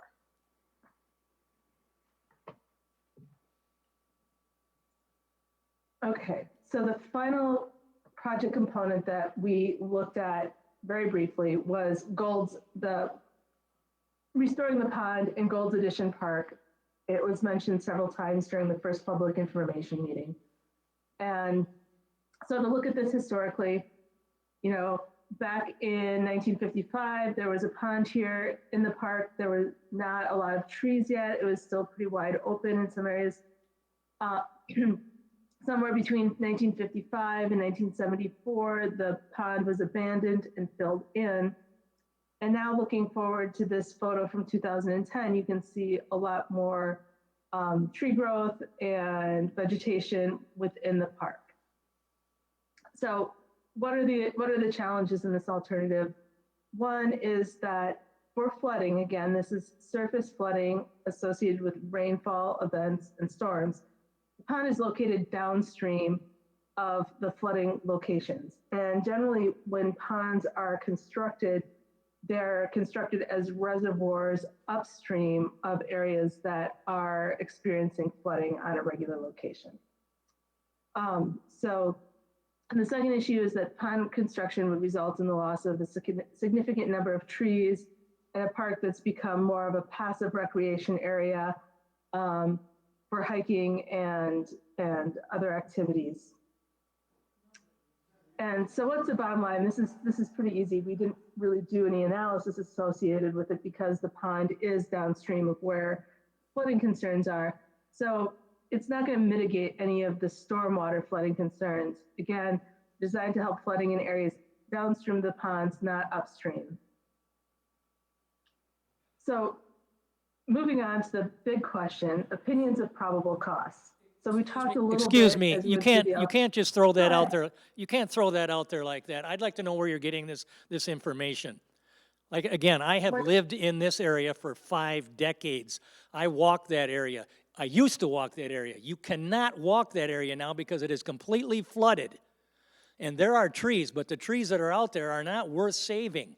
I don't know, it depends on the size of the pond you're talking about making here, but there's a lot of room back there where that could be dredged out, and you could put a holding pond back there. It's interesting. Every development that the city of Fitchburg has put in has put holding ponds in for holding water, runoff water in these developed areas. And for some reason, this has always been a negative issue on this project, that a holding pond can't be put in along Curry Court, or a holding pond can't be put in the city park area. And I'd like to know why. I'd like to know who's coming along with this information saying that that cannot be done or should not be done. Because I'd like to know, what are you worried about, or what are you determining this on? Because if you've ever walked back there, it's all flooded. You can't use it anymore. 3-4 years ago, before all this water started coming in, I used to walk the dogs there practically every day. I'd walk through that area, and it was easy walking. There were paths through there. They could even run a mower through there to mow it. There hasn't been any use in that thing in at least 3 years now because it's flooded. So somebody's telling you isn't 100% correct. Okay, I guess I can start with that, is that if a detention pond or a pond was constructed in Gold's Addition Park, what that's going to do is it's going to collect water from this entire watershed area that drains there right now, that drains to Old Indian Trail, and actually area that actually drains from the west as well, and northwest coming down, is it Gold's Highway Avenue? Anyway, when you store that water and detain that water in a pond, first of all, what that's going to affect is it's going to restrict if you have enough grading, can build that up and actually come up with water so it has storage on top of its normal water surface elevation. So first of all, if you dig a pond, what you're probably going to see there is groundwater elevation. So then you have to figure out a way to stack water on top of that, to store that, to turn it into a bathtub. And that part of the bathtub will actually be kind of above ground. And that would hold back water, but it's going to hold back water from downstream of that pond. So what that's going to do is reduce the rate of flow out of the pond to Murphy's Creek. And it's not really Murphy's Creek right now that's seeing a problem with runoff in this neighborhood. Does that make sense? Did I explain that, Claudia? The entire gold development drains, like you said, to Murphy's Creek. That's exactly what's happening, and it's not being obstructed at all. It gets obstructed when it hits Old Indian Trail area, but the entire gold development, Tulare and Old Indian Trail circles back in there, and where the road ends, the old roads or gravel roads never got finished. All those people that dump sump water out there, that all drains south to Murphy's Creek just fine. It flows. And if you've ever been to the house, the last house south on South Saline Road, before you hit the cornfield there, that ditch down there is at least 12 feet below the level of that house. So, I mean, that water runs pretty good through that area. And it goes then right out to South Saline Road and runs right straight down Saline Road right to the creek. And it flows hard and fast in the springtime. So, I mean, there's not much of a restriction there. So digging a pond is not going to restrict that flow. And if you dig it right and you dig it with an opening that continues down that ditch, once the water level reaches the height where it hits the ditch, it's going to travel. I guess I'm struggling to see what digging a pond would accomplish that improving the drainage through a smoother, wider channel that connects Old Indian Trail through the park. I think the problem you're not understanding is the fact, and that Claudia's never dealt with this, is the fact that the two houses south of me dump all of their sump water and it doesn't leave that area. And any storm water, any water at all that hits that area stays right in that northeast corner of the park property.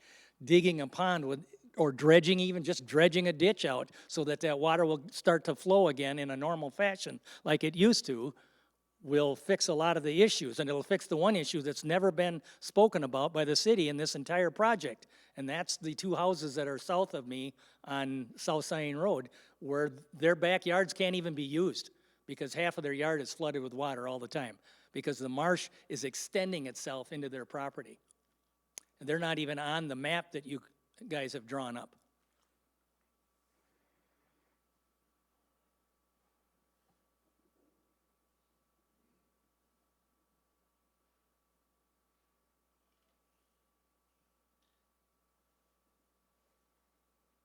Okay, so I think part of that goes back to, the option that we, like we talked about earlier, and improving drainage in general throughout the Gold's Edition Park.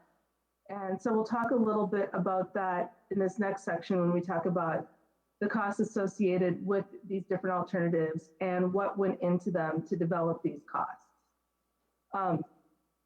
So going back to the opinions of probable cost. So this is where things get kind of expensive. So we talked about lowering the wetland overflow elevation and enlarging the railroad culvert. That was the first alternative that we looked at, going to the northeast towards Swan Creek. And this is the one we didn't really come up with a cost because there wasn't a measurable benefit for rainfall-induced flooding events at Curry Court, especially Old Indian Trail. So looking at Old Indian Trail, these costs range between $226,000 and $285,000.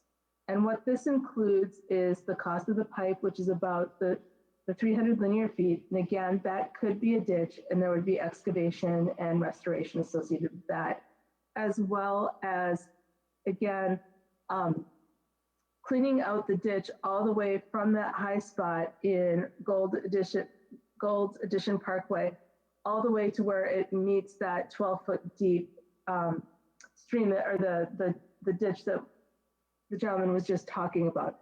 So that was the idea, is that we're going to get a clean shot from Old Indian Trail all the way down to where water truly does flow. So this, we looked at it two ways. We looked at it, one, the lower cost is assuming three weeks of 40-hour weeks for park personnel to spend 3 weeks working on the project in a winter condition where the ground is firm enough to actually work out there. And the higher cost, $285,000, is assuming that a contractor is going in there and doing all the clearing, the grubbing, the excavation of that channel, the restoration, including erosion control, erosion mat, seeding, and then again, the pipe. And in this case, because there is a wetland, there would have to be permitting through both DNR and U.S. Army Corps of Engineers, and any spoil material would need to be moved off-site. Now, the big one, the south along Sayin Road, that single 36-inch pipe, once you start including the directional drilling, the estimate for the directional drilling portion of this project was approximately $1,000 per linear foot. So that'd be about $800 per foot for the actual drilling and the back reaming, as well as about $200 a linear foot for the pipe material, because that's very difficult to come by. So that is about $800,000 plus just for that directional drilling portion of it, with a significant amount of excavation material and restoration work from digging up the rest of South Sayin Road. So going south along the railroad, again, it's not as inexpensive as one would think, even with a willing property owner, because again, there's a 2,500 linear foot construction. This is assuming the lower options here are considering a single 36-inch pipe for about 1,600 linear feet, and minimal grading and restoration for the remaining 900 feet to Murphy's Creek. And the $721,000 is actually more expensive because of the amount of excavation that would need to be done. And that would, again, that's looking at a 12-foot ditch in one location, even being 4 feet wide with 6-to-1 side slopes. It's a lot of excavation, even to have that material redistributed on site and not hauled off. And if you moved up to the triple 36-inch pipes, now the cost of that project goes up to approximately, again, this is the estimate, including permitting and engineering and construction staking and contingencies, would be approximately $1.5 million.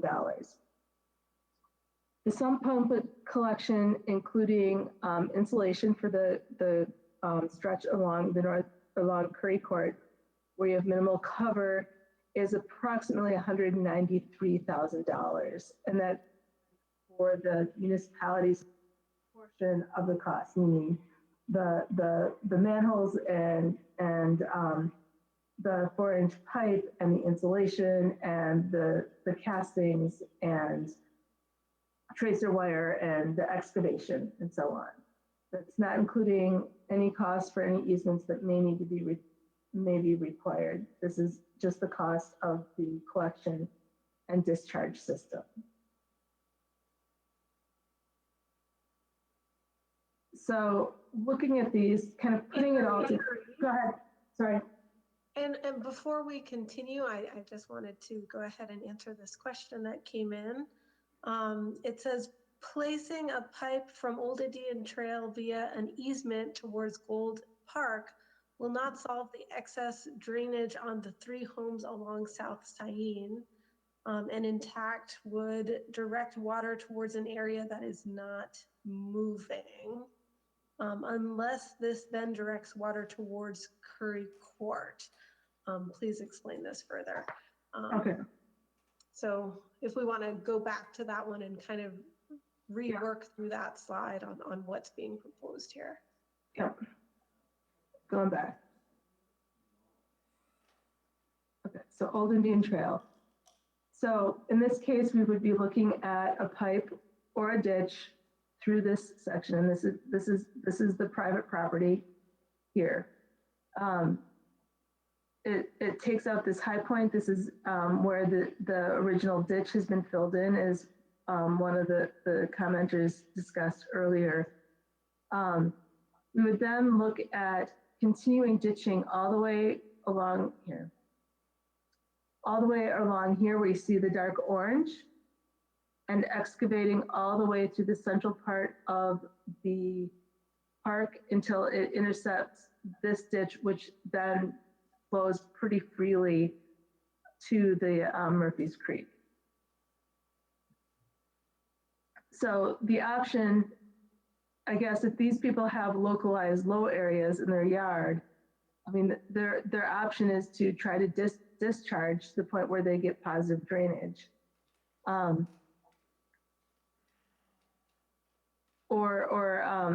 You know, again, if you've got, I'm trying to figure out how to say this.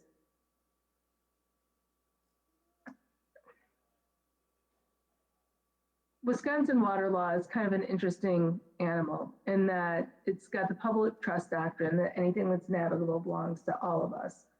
But then there's also a second part, meaning that basically your neighbor can't purposefully flood you out with malicious intent. So, you know, I think it's important to try to figure out, is there a way, can we, as part of this project, if it's important to get better drainage to these property owners, then that's something that we should consider. And if there's a way to do that, maybe Claudia and I have a conversation and say, well, what would that cost? What would that add to the cost of this project? In order to get their sump pumps to drain this way rather than onto somebody else's property. Erin just followed up. She said that should be considered. And then we had another question come in here. What would be the approximate depth and width of the ditch through the easement property? Well, at this point, we have it modeled as a pipe. Again, this is going back to Claudia's comment that the previous property owner was adamantly opposed to having a ditch through the property. So we have modeled it as a 36-inch pipe. So we would need to have a ditch that has the equivalent capacity. And so we'd be looking at, you know, probably a 4-foot wide ditch, because you can usually only do a V-shaped ditch, or if you do a flat bottom ditch, usually a 4-foot bottom ditch is kind of the minimum unless you go in there with a mini excavator. So probably be a 4-foot bottom ditch with 3-to-1 side slopes. And it would probably be, I'd have to look at the modeling results, but probably be a couple feet deep.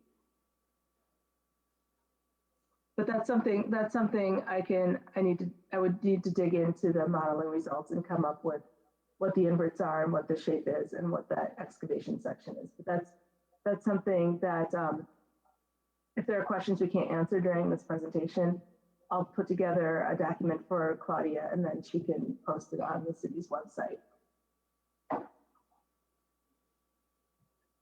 Okay, thank you. Those were all of the questions I saw online. Were there any in the chambers?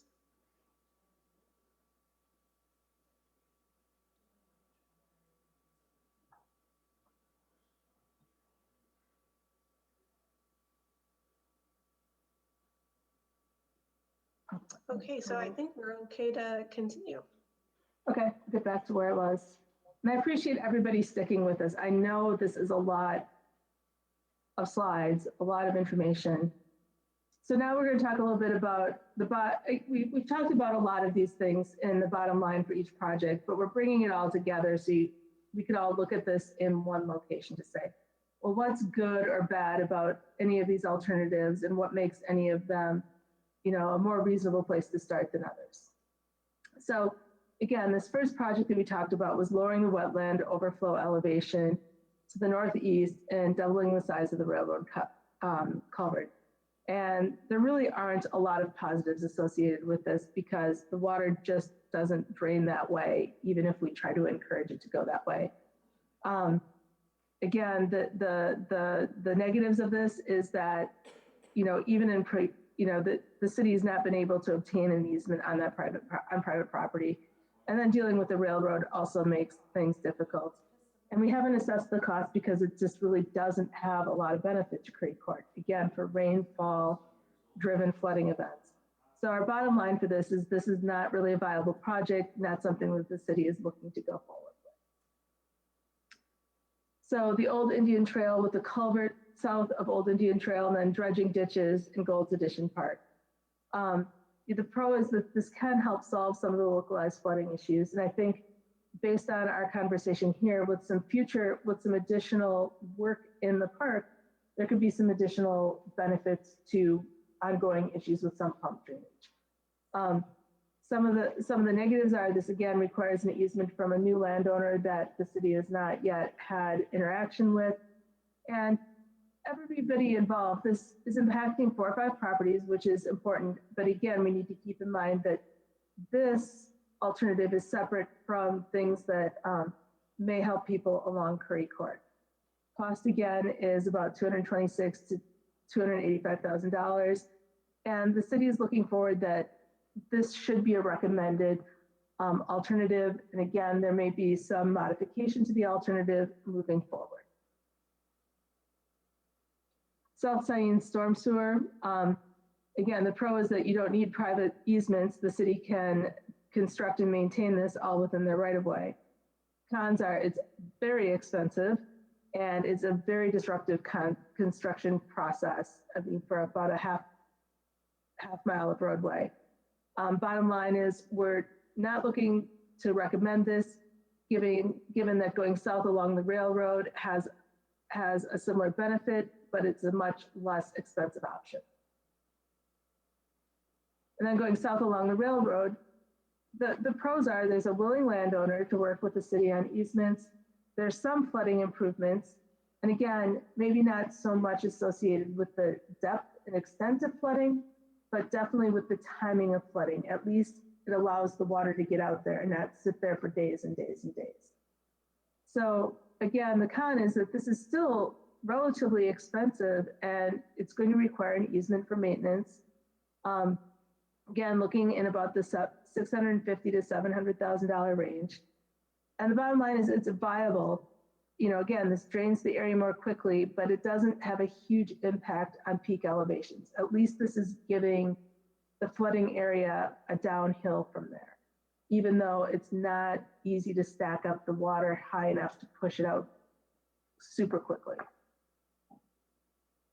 And then the sump pump collection system, again, this is helping more for normal conditions, addressing the groundwater, not the rainfall-driven flooding. And this centralizes the discharge for the system instead of having everybody dumping into a different spot in the ditch. Again, this is not looking at the rainfall-driven flooding events.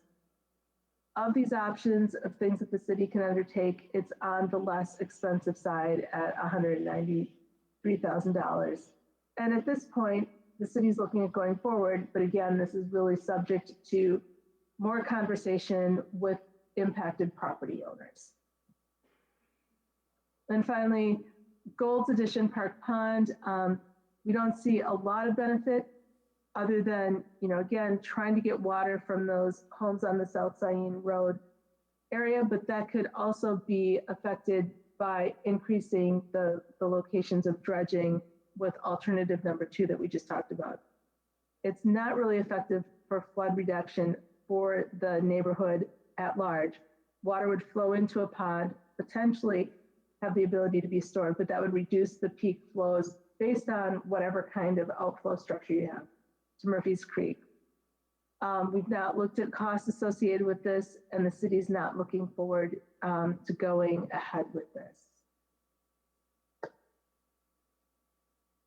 And so recommendations, I think, Claudia, is this where you were planning to take over? Or do you want me to still talk about this? I thought my section was the next steps section. Okay, next steps. Okay, then I'll talk about this. So recommendations, again, the primary recommendation is to look at the sump pump system. Again, this is based on community input. And we've looked at the grades and there seems to be enough pitch to discharge to the Curry Court Railroad ditch. So from the can we engineer it standpoint, it's possible. The bigger issue is going to be the community buy-in. For Old Indian Trail, we really recommend installing the pipe along the property line, or again, a ditch if the new property owner is amenable to that. Again, this still requires an easement in coordination with the new property owner. And talk about cleaning the ditches and dredging the ditches and improving the drainage through the park. And again, talking about looking at secondary drainage for other locations. And then secondary would be looking potentially at the future, going south along the railroad. Again, there's a willing landowner, there are lower construction costs than South Saline Road option. And this would also extend the drainage system to the north side of Curry Court, so water would be able to still get south from the north side of Curry Court. And again, finally, it reduces the duration of flooding, even though it doesn't have a huge impact on the flood elevations or extents, but it can help the water get out of there, in a day rather than days and days. And with that, I will turn it over to Claudia to talk about where do we go from here. Okay, thank you. And if you can just go to the next slide here.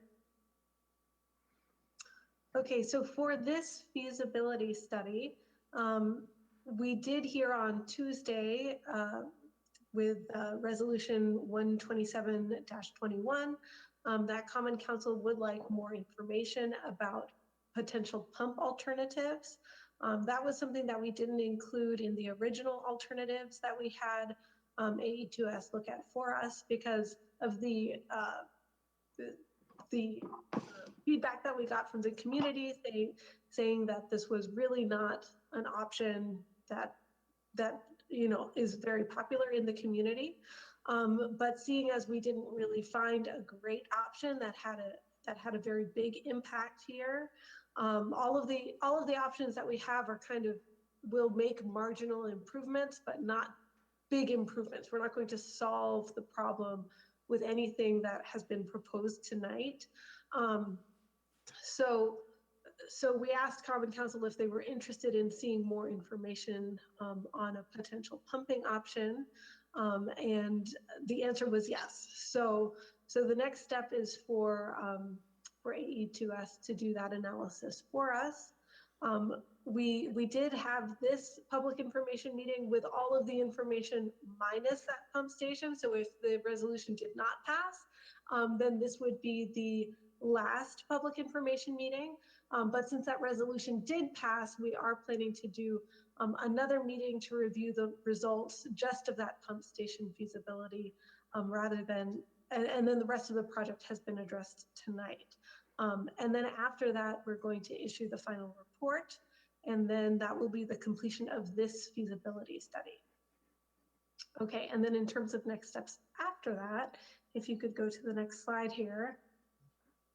So this is the capital improvement plan, the page that talks about the Curry Court flooding study. So at the bottom of this screen, you can see that planning and design of the selected alternative would occur in 2022, and then construction would occur in 2023.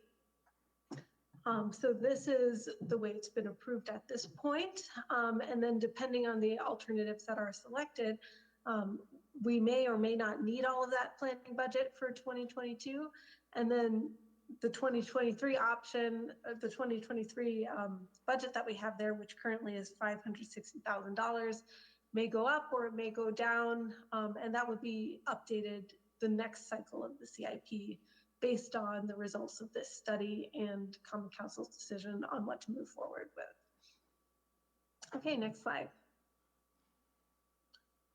So the next steps, in my mind, what I would propose is to take a closer look at the sub pump collection system and put together construction plans and design it in 2022, with construction occurring in 2023, and half of that construction cost would be assessed if we did go forward with that project. Definitely welcoming feedback from folks on if this is something that there is community buy-in on. Because as I said earlier, and as Anne Marie showed in her schematic, what the city would do is we would put the pipe within the right of way that folks could tie into. But if folks are not planning to tie into that, then there's really going to be no impact. And that's a waste of everyone's money if there's no interest in pursuing that. So definitely hoping to get some feedback on that from folks. We heard at least from one gentleman tonight that he was not interested in that option. I would be very grateful to hear from other folks on that. And if I don't hear from people within the next couple of weeks, maybe I'll send out another direct mailing to those properties in particular, just to get some feedback on that, because we don't want to move forward with a project that's not going to work at all. Okay, so Gold Edition Park, the next step, as Anne Marie had said, that dredging in the ditch is recommended, but the pond is not recommended. So in 2022, we would proceed with planning and design of that. And then in 2023, dredge the ditches. I still have to have conversations with our staff to see if this is something we can handle in-house or not. This is a pretty big project, and it's also a very flat ditch. So typically, this is kind of on the cusp of whether or not we can do this one in-house, or if we would have to contract that out. But if we contracted it out, then it will follow the timeline that I have here with planning and design in 2022 and construction or dredging in 2023. All right, next slide, thank you. Wait, Sorry, sorry. I'm back. So with the Old Indian Trail, as Anne Marie mentioned, adding a culvert between Old Indian Trail and the Gold Edition Park is recommended. So we're planning to reach out to that property owner to determine if there's willingness to provide the city with a public stormwater easement to provide a pipe in this area to get rid of that nuisance flooding of water that stands on either side of that ditch for long periods of time with blue-green algae. Would like to get that done. I put 2021 here, but I meant 2022. Early in 2022, if we can get a public stormwater easement, that's definitely a piece that we could do in-house, and we could just have our staff do that. And then for the other options, to me, it wasn't as clear that the cost benefit analysis shows that this is something that is, I guess, a no-brainer to pursue, because these are pricey alternatives without a whole lot of benefit that I could see. So definitely wanting Common Council's input on whether or not these other alternates are worth pursuing. So there's the alternate going along the railroad to the south. The South Saline alternate is listed there, but that's not one that we would pursue, because the railroad alternate is cheaper and a very similar alternate. It just goes through the hill at a lower spot, so it will be more cost effective. And then, of course, Common Council input on pump station alternatives if those are determined to be viable solutions as well. Hey, Claudia, can I ask you a question? Sure. With the sump pump distribution, has the city even contacted the landowners to find out how many of those that you're looking to connect to that even have sump pumps?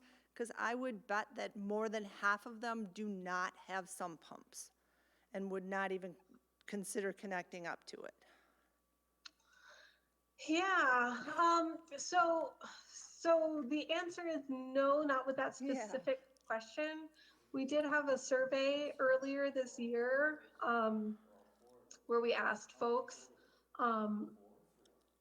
whether or not they had sump pump issues. I know when I've been out there, I've noticed sump pump issues on the south side of Curry Court. I think all of the houses on the south side of Curry Court I've seen have sumps that run continuously. And then on the west side of Saline, kind of between Curry Court and Old Indian Trail, those folks also have sumps that run continuously, just from my observations. I assumed that the north side of Curry Court also had No. sump pump issues just because the south did, but it sounds like that might not be the case. All those apartment buildings on the north side of Curry are slab. They don't have basements, they don't have sumps. And Okay. anybody, starting with my house, which is basically at Curry Court on Sain, above, do not have any sump pumps because we're up the hill, so we do not have any sump pumps. So you're only talking 3 houses on Sain that have sump pump issues, and maybe, what do you have, a couple on, 2 or 3 on Old Indian that actually are Yeah. gonna have any sump pumps that would probably even be looking to tie into that system. So we can't afford, I'm not gonna pay for a sump pump system, distribution system that doesn't benefit me one bit. I can't tie into it, I don't have it, there's no need for it. So I think the city needs to talk to the landowners of all those affected properties before they even recommend to go forward with anything, because it's not a viable system. And that's some good feedback. And unfortunately, the assessment letters snuck up on me this year, and we had to turn around assessment letters on a pretty quick timeline. So the timeline of the budgetary process doesn't always line up perfectly with the timing of these independent studies that are happening outside of the budgetary process. So at the time that those assessment letters went out, I just made, based on what I had seen, I said, these are the ones that I think. There are some that I know are impacted, and based on proximity, I would assume these other ones are also impacted. But if that's not the case, then it's very easy to redo. This is just a concept. We could easily continue that line on the south side of Curry Court rather than jogging it to the north and picking up those homes. So we would just continue it to the west on the south side of Curry Court, and then south on Sain to pick up those other homes that have this issue. So you're And still, honestly, this is something that Claudia and I talked about as we were going through this, because I noticed as I pulled up the grade up here, I'm like, this gets pretty steep up here. And so we knew that this might be an area where some pumps either weren't or weren't necessary. well, So and it is then all the something that we apartment did talk buildings are about. on slab. All those apartment buildings that you've got there are all on slab, so they don't have an issue. Gotcha. Okay. And that's good to know. And unfortunately, I usually talk to the folks who have problems and not the people who don't have problems. So I did not realize that that was the case. But that is helpful to know. And the thing with the assessment letters is if we needed to assess more people, then we've kind of missed the boat on following the assessment process. But if we need to assess fewer people, that's very easy to take, change the concept. And then the way that it works is if there's a benefit that's provided, those people would be assessed. But if there's, if we change the design to not go to those property owners on the north side of Curry Court, then those would just not be assessed, and then there wouldn't be the additional cost of going in that direction and going through the road, and then the cost of the project would be it would be less, but then it would also be split up among fewer people as a result. Well, it seems, and this is just gonna be my opinion, but it seems to me that the city's put an awful lot into trying to design this and come up with this and they needed to ask one simple question of the landowners if they would even want this or tie into it, and would have given you an answer a long time ago before you put a lot of work and estimates and everything together, if anybody would even want to have a part of that. Just right, my and opinion. that's really the purpose of this study, is to go through and, this isn't a construction design study, this is a feasibility study, so this is very low level. I mean, the modeling is high level, but this particular option was not modeled. It was just a schematic on a page. So I would say, if you're worried about the cost spent on analyzing this particular option, that it's really not a lot. And really it's good that we're getting feedback at this meeting, because that's part of the reason that we have these meetings, to get feedback from the community and make sure we're keeping people informed. Thank you. And to add what Claudia is saying, we also don't want to be in a situation where we draw something on a flat piece of paper and say, well, we can put a sump pump system in, but if we can't get it to drain, now we've told the community that, well, we can build something that we really can't. But if you So we wanted to do at least a cursory check to see, can we make this happen if it is something that people want to go forward with? But if you'd asked the question up front, you probably would have gotten an answer that said, no, we are not interested in it, and you could have saved yourself and the city some money. Sure, and that's, at our first public information, we had some alternates that we thought we were going to pursue, and based on the feedback that we got at that time, that's why we did not originally have the pump station as the alternates that we were looking at. So we do try to take community input and have that drive our studies and make sure that we're tailoring our studies to what people actually want to see. Unfortunately, after the first public information meeting, I don't remember hearing a lot of dissent on having a sump pump collection system, so that was something that we moved forward with. I think the problem, though, is what you should have looked at first was cost. Once you came, I appreciate the fact that you put some time into this and that you did come out and look at things and understand the situation, but when you look at the cost compared to the few benefits for the number of people, the assessments are going to be astronomical. I mean, if you're talking about a $200,000 catchment system divided among 4 to 6 people, and the city pays for half of it, that's $100,000 divided by, 4 people. That's $25,000 a piece. If you do it by 6, well, it gets a little better, but it still ain't great. And then you add on top of that a storm system on my side again, which is anywhere between $235 and $285, and you pay for half of that, and then 3 houses have to pick up the rest of it. It's not happening. I can tell you right now, I'm selling tomorrow.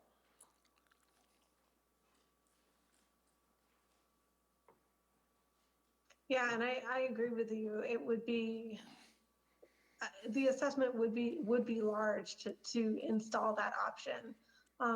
And again, that's part of why we have these meetings to say, here's what we're thinking and get feedback on that. So I do appreciate everyone's input and for your honesty, of course, and it's all very appreciated. And I think that's why we have these meetings, to make sure we're on the right track and we're doing what the community wants. So that's all very helpful feedback.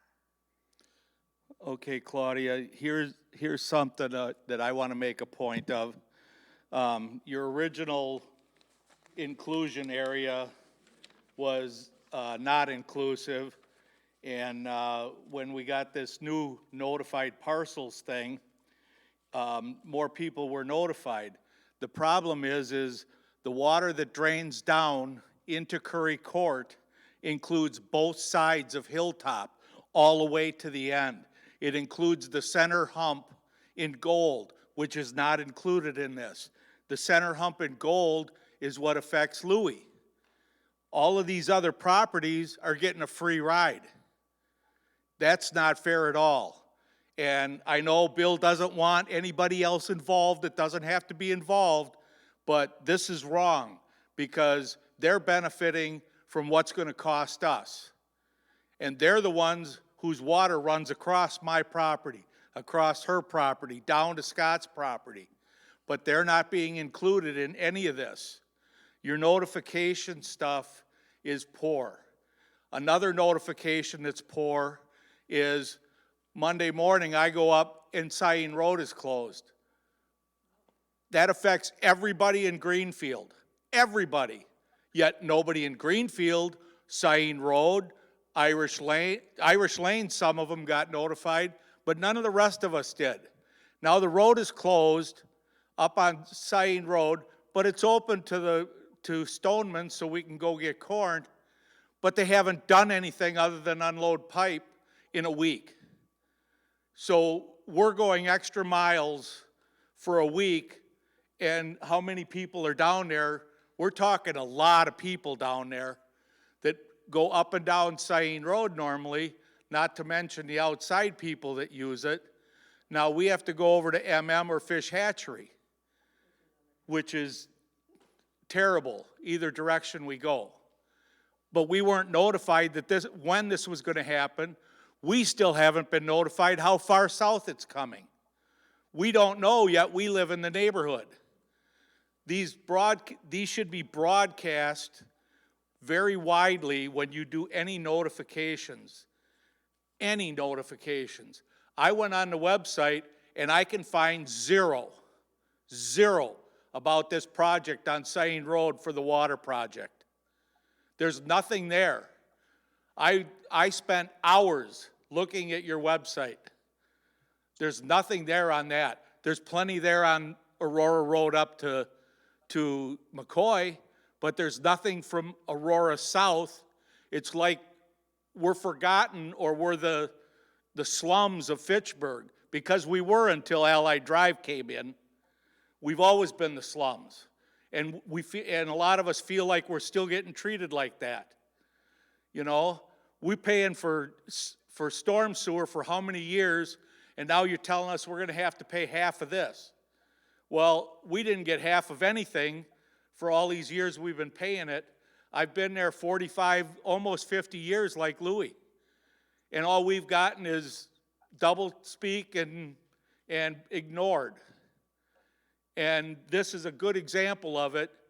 We're going to get nailed on this assessment, but the people that are causing the water to come down to us are not included.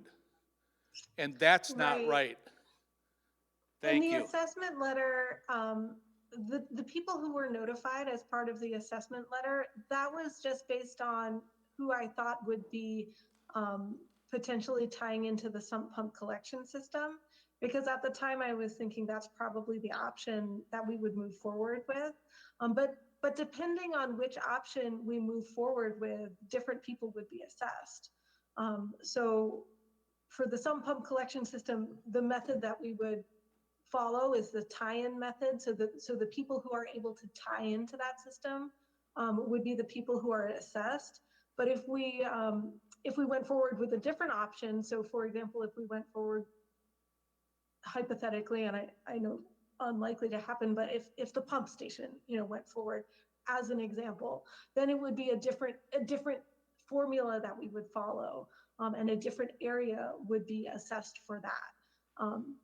So sorry for the confusion on that, but when that assessment letter was sent out, that was just with my assumption that we would move forward with the sump pump collection system, and the other ones. The other alternatives, in my mind, there hasn't really been a decision on. If we ditch through Gold Edition Park, that's just going to be considered standard maintenance of a city parcel, so there would be no assessment for that. But if we were to put in a sump pump collection system, there would be an assessment for that. So that's why you only saw those very particular parcels being notified for that assessment. Okay, but here's the deal. The Curry Court water problem is caused by almost the entire gold development, okay? On Sain Road, we've had 4 empty lots from Hilltop South that have been filled and concrete driveways put in. That increases the runoff to us, okay? But if you're going to put in a pump station, that's going to be a bomb drop on all these people on Hilltop, all the people up on the hill in Gold. That pump station's going to cost over $100,000 plus ongoing costs. These people are going to go, what the heck? That was just a hypothetical example. I'm not saying that any decision has been made on whether or not we would move forward with a pump station. That was just hypothetical, so that I understand that.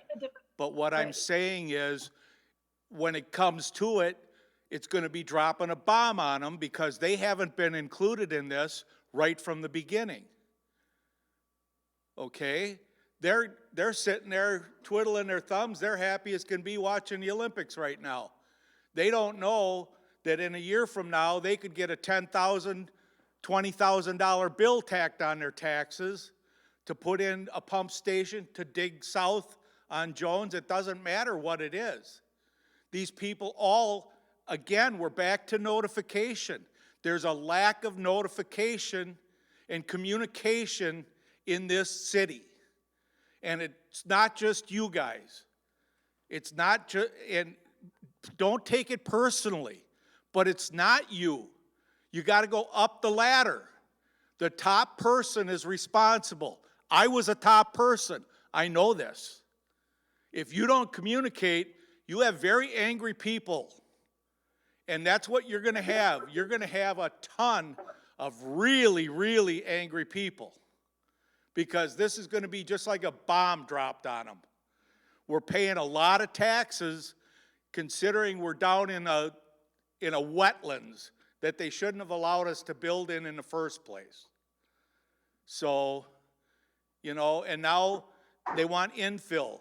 You know, the Madison out here now trying to run the place want infill. Fill in here, fill in there. Well, we were much better when it was empty lots because that was a lot less water running down the hill.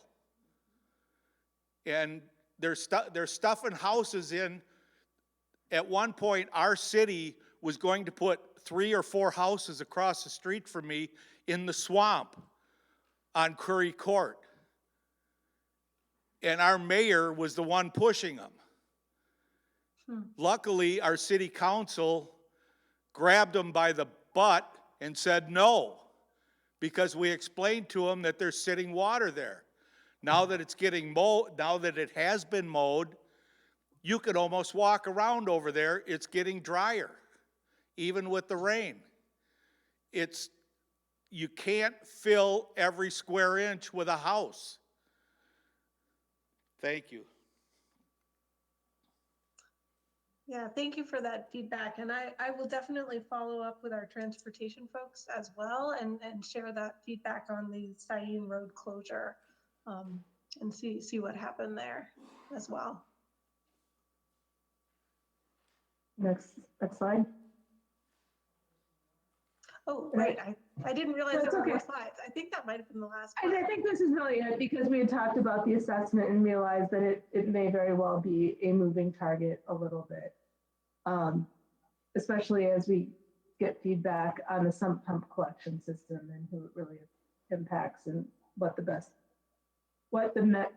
mix of alternatives Testing. is going forward. I got a question. Why would you move the ditch on Curry Court? Oh, I don't think it's so much as moving a ditch. It's more of just getting better grading across, especially the north side of the road, to make sure that we can get water to a point where it can be collected.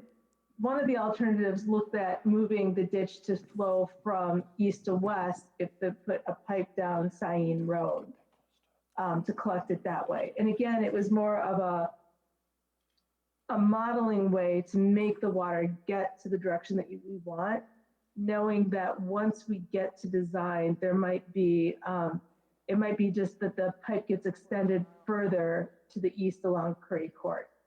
But one way or another, we needed to get water going south along Syene Road.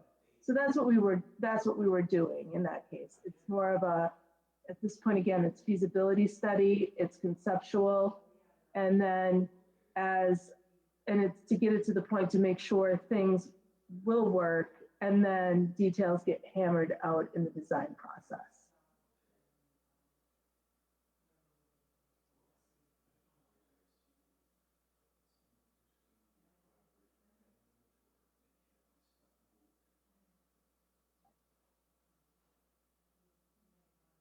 So are there any other questions that we can field this evening?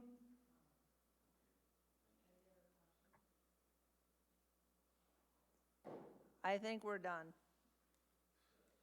Well, I would like to thank everybody for their time tonight and their attention and asking the hard questions. It's important and making your viewpoints known. Again, appreciate your time. And as we move forward, here is Claudia's contact information, both her email and her phone number. And I, as well as she, welcome your comments and your questions, and we'll do our best to answer all of them if should you have any more as we go through the rest of this process. Thank you again.